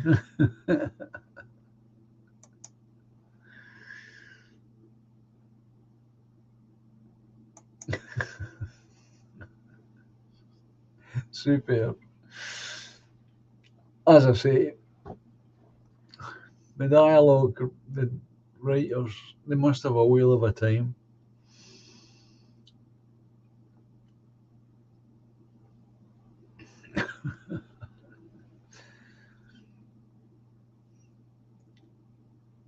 I can just picture him, you know, sitting astride a horse and with his gun out, pointing at somebody, saying this, or a donkey, perhaps. Oh, is that what it is? That's a film I haven't seen. Two Mules for Sister Sarah is a great Clint Eastwood film with Shirley MacLaine. No, I haven't. That's one I definitely haven't seen.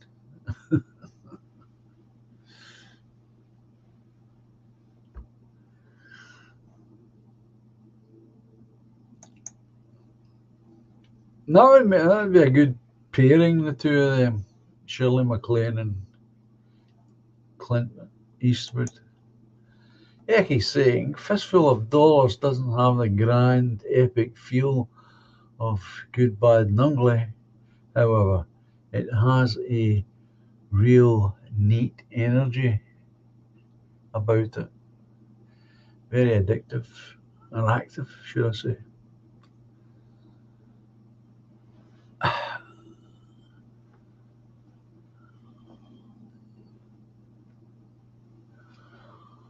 Well, I think we can all agree on that, Carol. All these Clint movies are really good.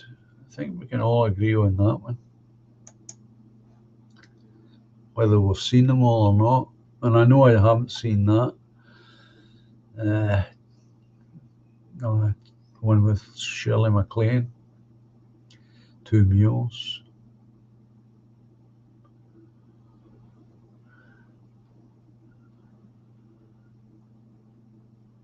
So, no, 97.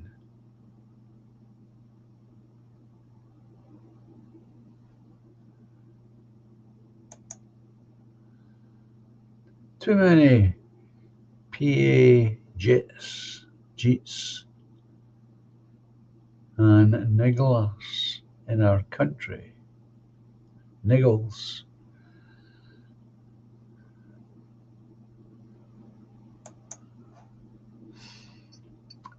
Bit of coding there, folks, just in case you didn't know. Well, that's a new name to this channel, Southerner 97.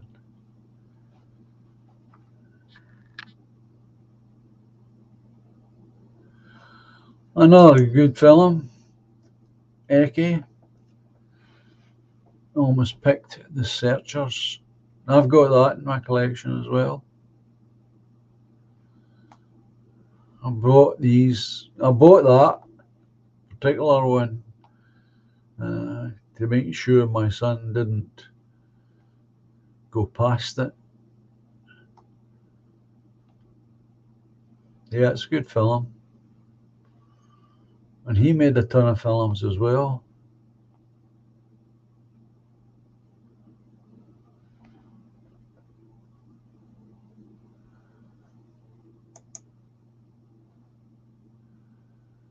You going to pull them guns or whistle Dixie? Forget the movie. I don't know the movie either.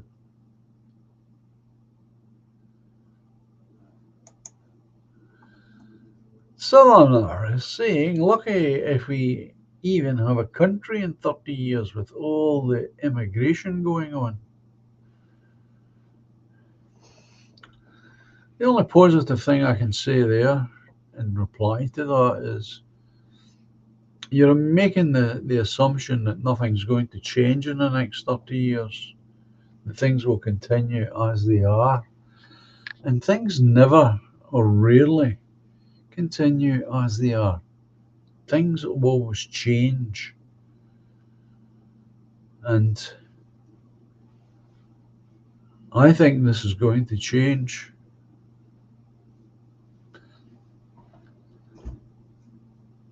To be honest,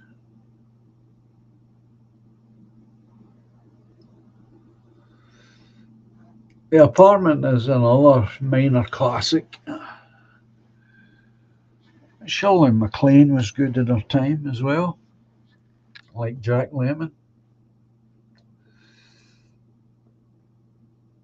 A long time ago, I saw that Apartment. A long time ago.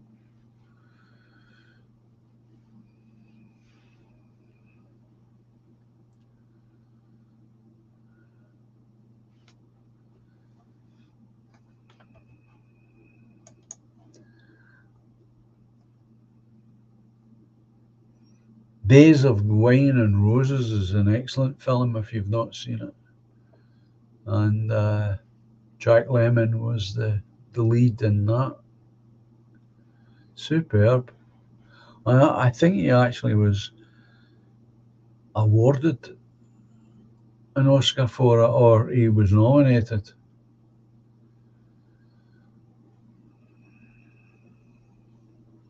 Not sure though. Not sure. At least nominated, if not outright won it.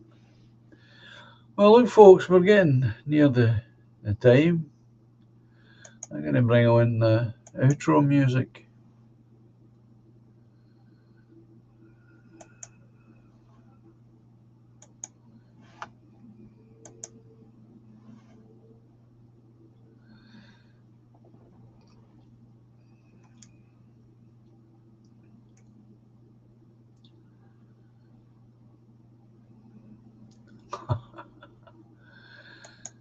Oh, another brilliant film.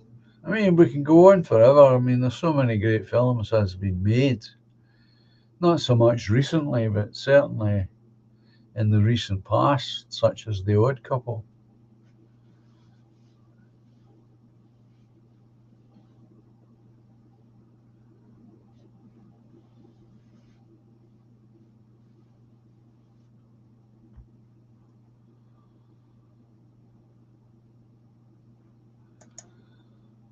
Ludwig Budgie, it's a great look at corporate seediness. Yes, it is.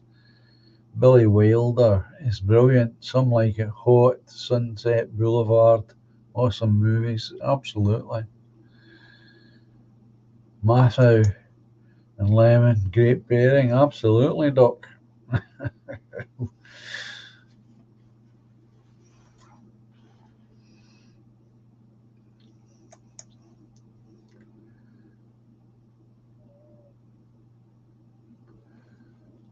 And he done, I mean, he started off as a straightforward dramatic actor. And Walter Matthau. He had that genius for being able to turn and do comedy, which is doesn't happen all that often. That, actors can do both genres or do them well.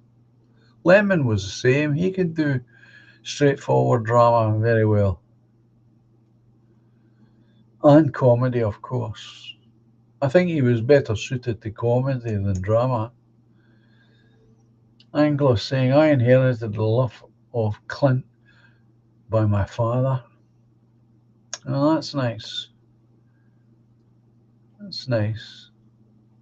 He introduced you to him. Believe it or not, folks, I never introduced my son to movies. I tried not to be such an obvious influence in his young life. He came to movies all by himself.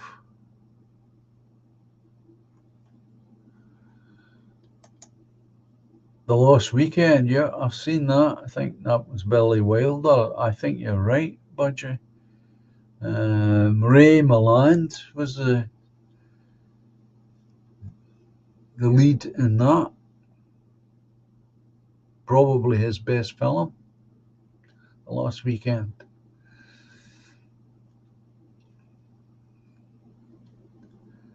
What was I saying? Yeah, Samuel came to the movies by himself.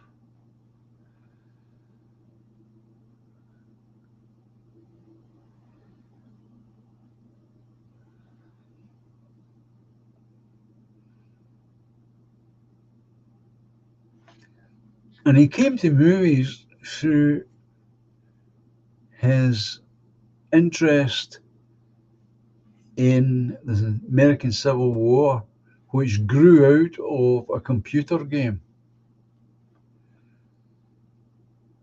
And my mother, of course, being a movie fan that she was, she had bought the film on the American Civil War with Clark Gable. And then when my son watched Gone with the Wind,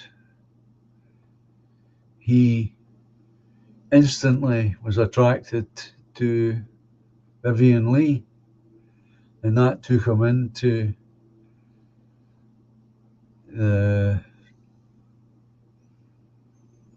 the films that she had produced. Streetcar Named Desire being the biggie, and Waterloo Bridge being the other. And that's how we get into films. And it was only at that point that I began to talk to him about movies. I tried to let him find his own way.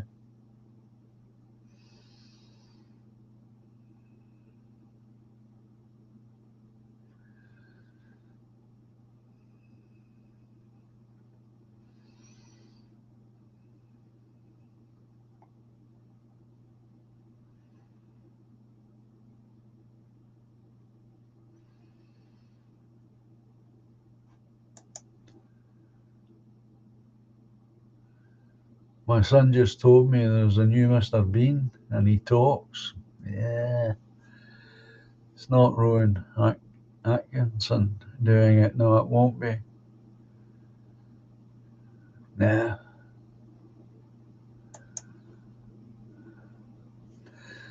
So that's how we got into the movies, and I helped him along the way after that point.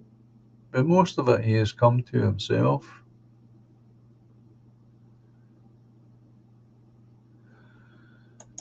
Uh-huh. A Streetcar Named Desire is fantastic, says Budgie. What a performance.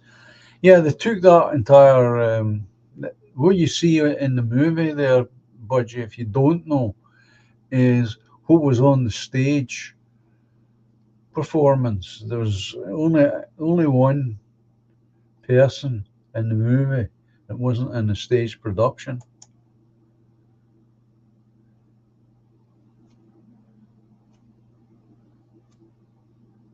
I think it was Walter Matthau, to be honest. My son's the expert on that film.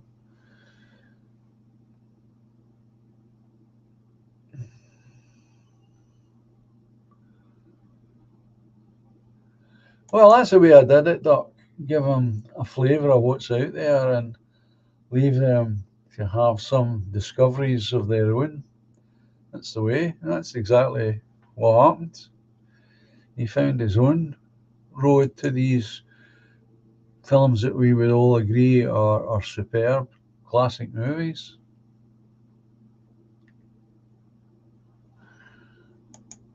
Yep, I've seen that as well. Don't have it in my collection, mate. I had Ludwig, Cat in a Hot Tin Roof, um, Paul Newman, and what's her face?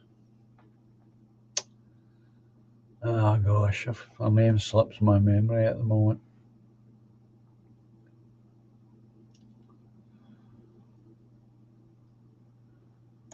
Again, couldn't argue with that. Anglos and Lawrence of Arabia, available on YouTube. Cracking movie, in my opinion, absolutely. Brilliant photography. Oh, superb. I say we could talk all night on it. I know I could, and I know you could. That's the trouble. The trouble is there's so many. Liz Taylor, thanks. That was the name. It wouldn't come to me. Liz Taylor and Paul Newman. Same author, of course, as Streetcar. So there you go.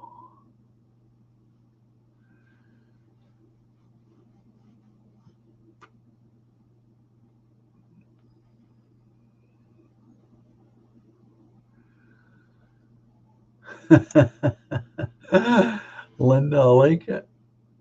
It's an uncomfortable movie to be watching with your parents back in the day. We all used to stare at the telly and not look at each other during those minutes. I know exactly what you mean. Oh, God. I know exactly what you mean, Linda. Well, anyway, folks, it's time for me to close up shop here. I'm going to try next week again to do Tuesday and Friday. I'll hopefully remember to set them up over the weekend. And I'll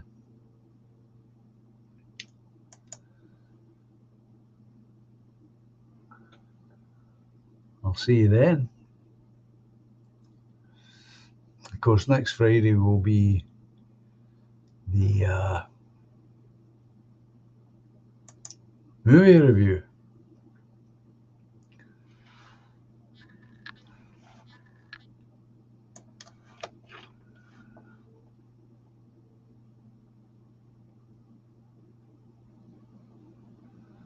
A fistful of dollars.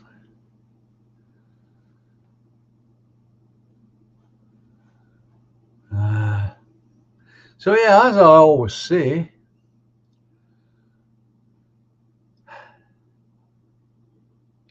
adios, au revoir, cheerio, and until Tuesday evening, goodbye for now. Enjoy the rest of your weekend. You get a bit of good weather, get yourself outside, get some fresh air.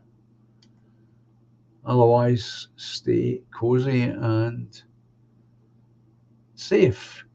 Remember all the shows over the weekend. I can't remember them all now, but they're all on at the weekend. Until then, good night and enjoy your weekend. Enjoy the music.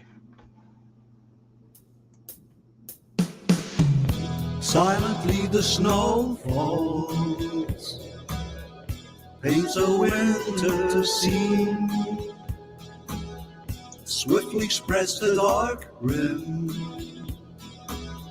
hides a fading autumn green. Moonbeams brush the dark wood, conjure friendships dear to me. Lightly now the breeze flows, disturbing more than just the leaves. But life's much more than we can know. We are one small glow in the eternal flow. Patiently the love grows, lifts the weary heart. Gently now she holds me, melts two worlds once apart. Moonbeams brush the dark wood, usher dreams of you and me. Softly then the breeze blows, disturbing more than just the trees. All together now. But love's much more than we can know. We are one small globe in the eternal flow. Melodies of long ago, What do they do? Writing. songs of innocence, harmonies to soothe the soul. Past the consequence, moonbeams brush the dark wood.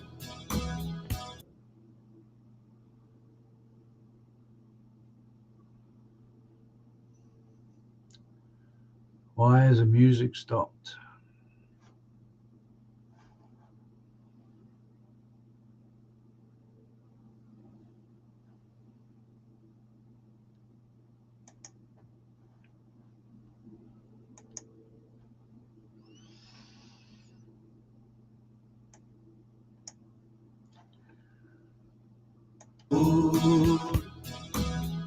Awakening joys of you and me.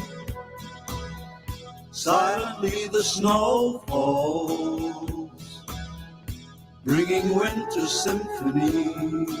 All together now. But we're much more than we can know.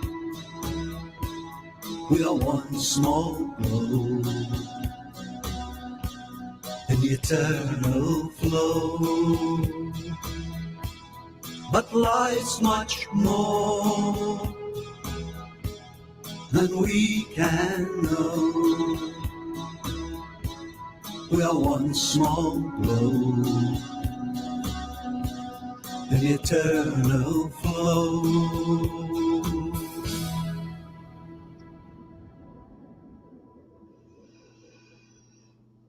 Don't know why the music stopped there.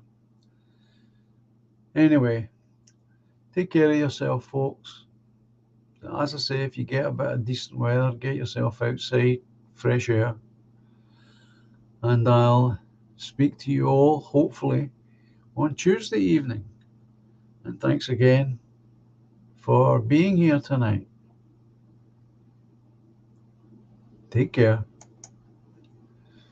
Bye for now.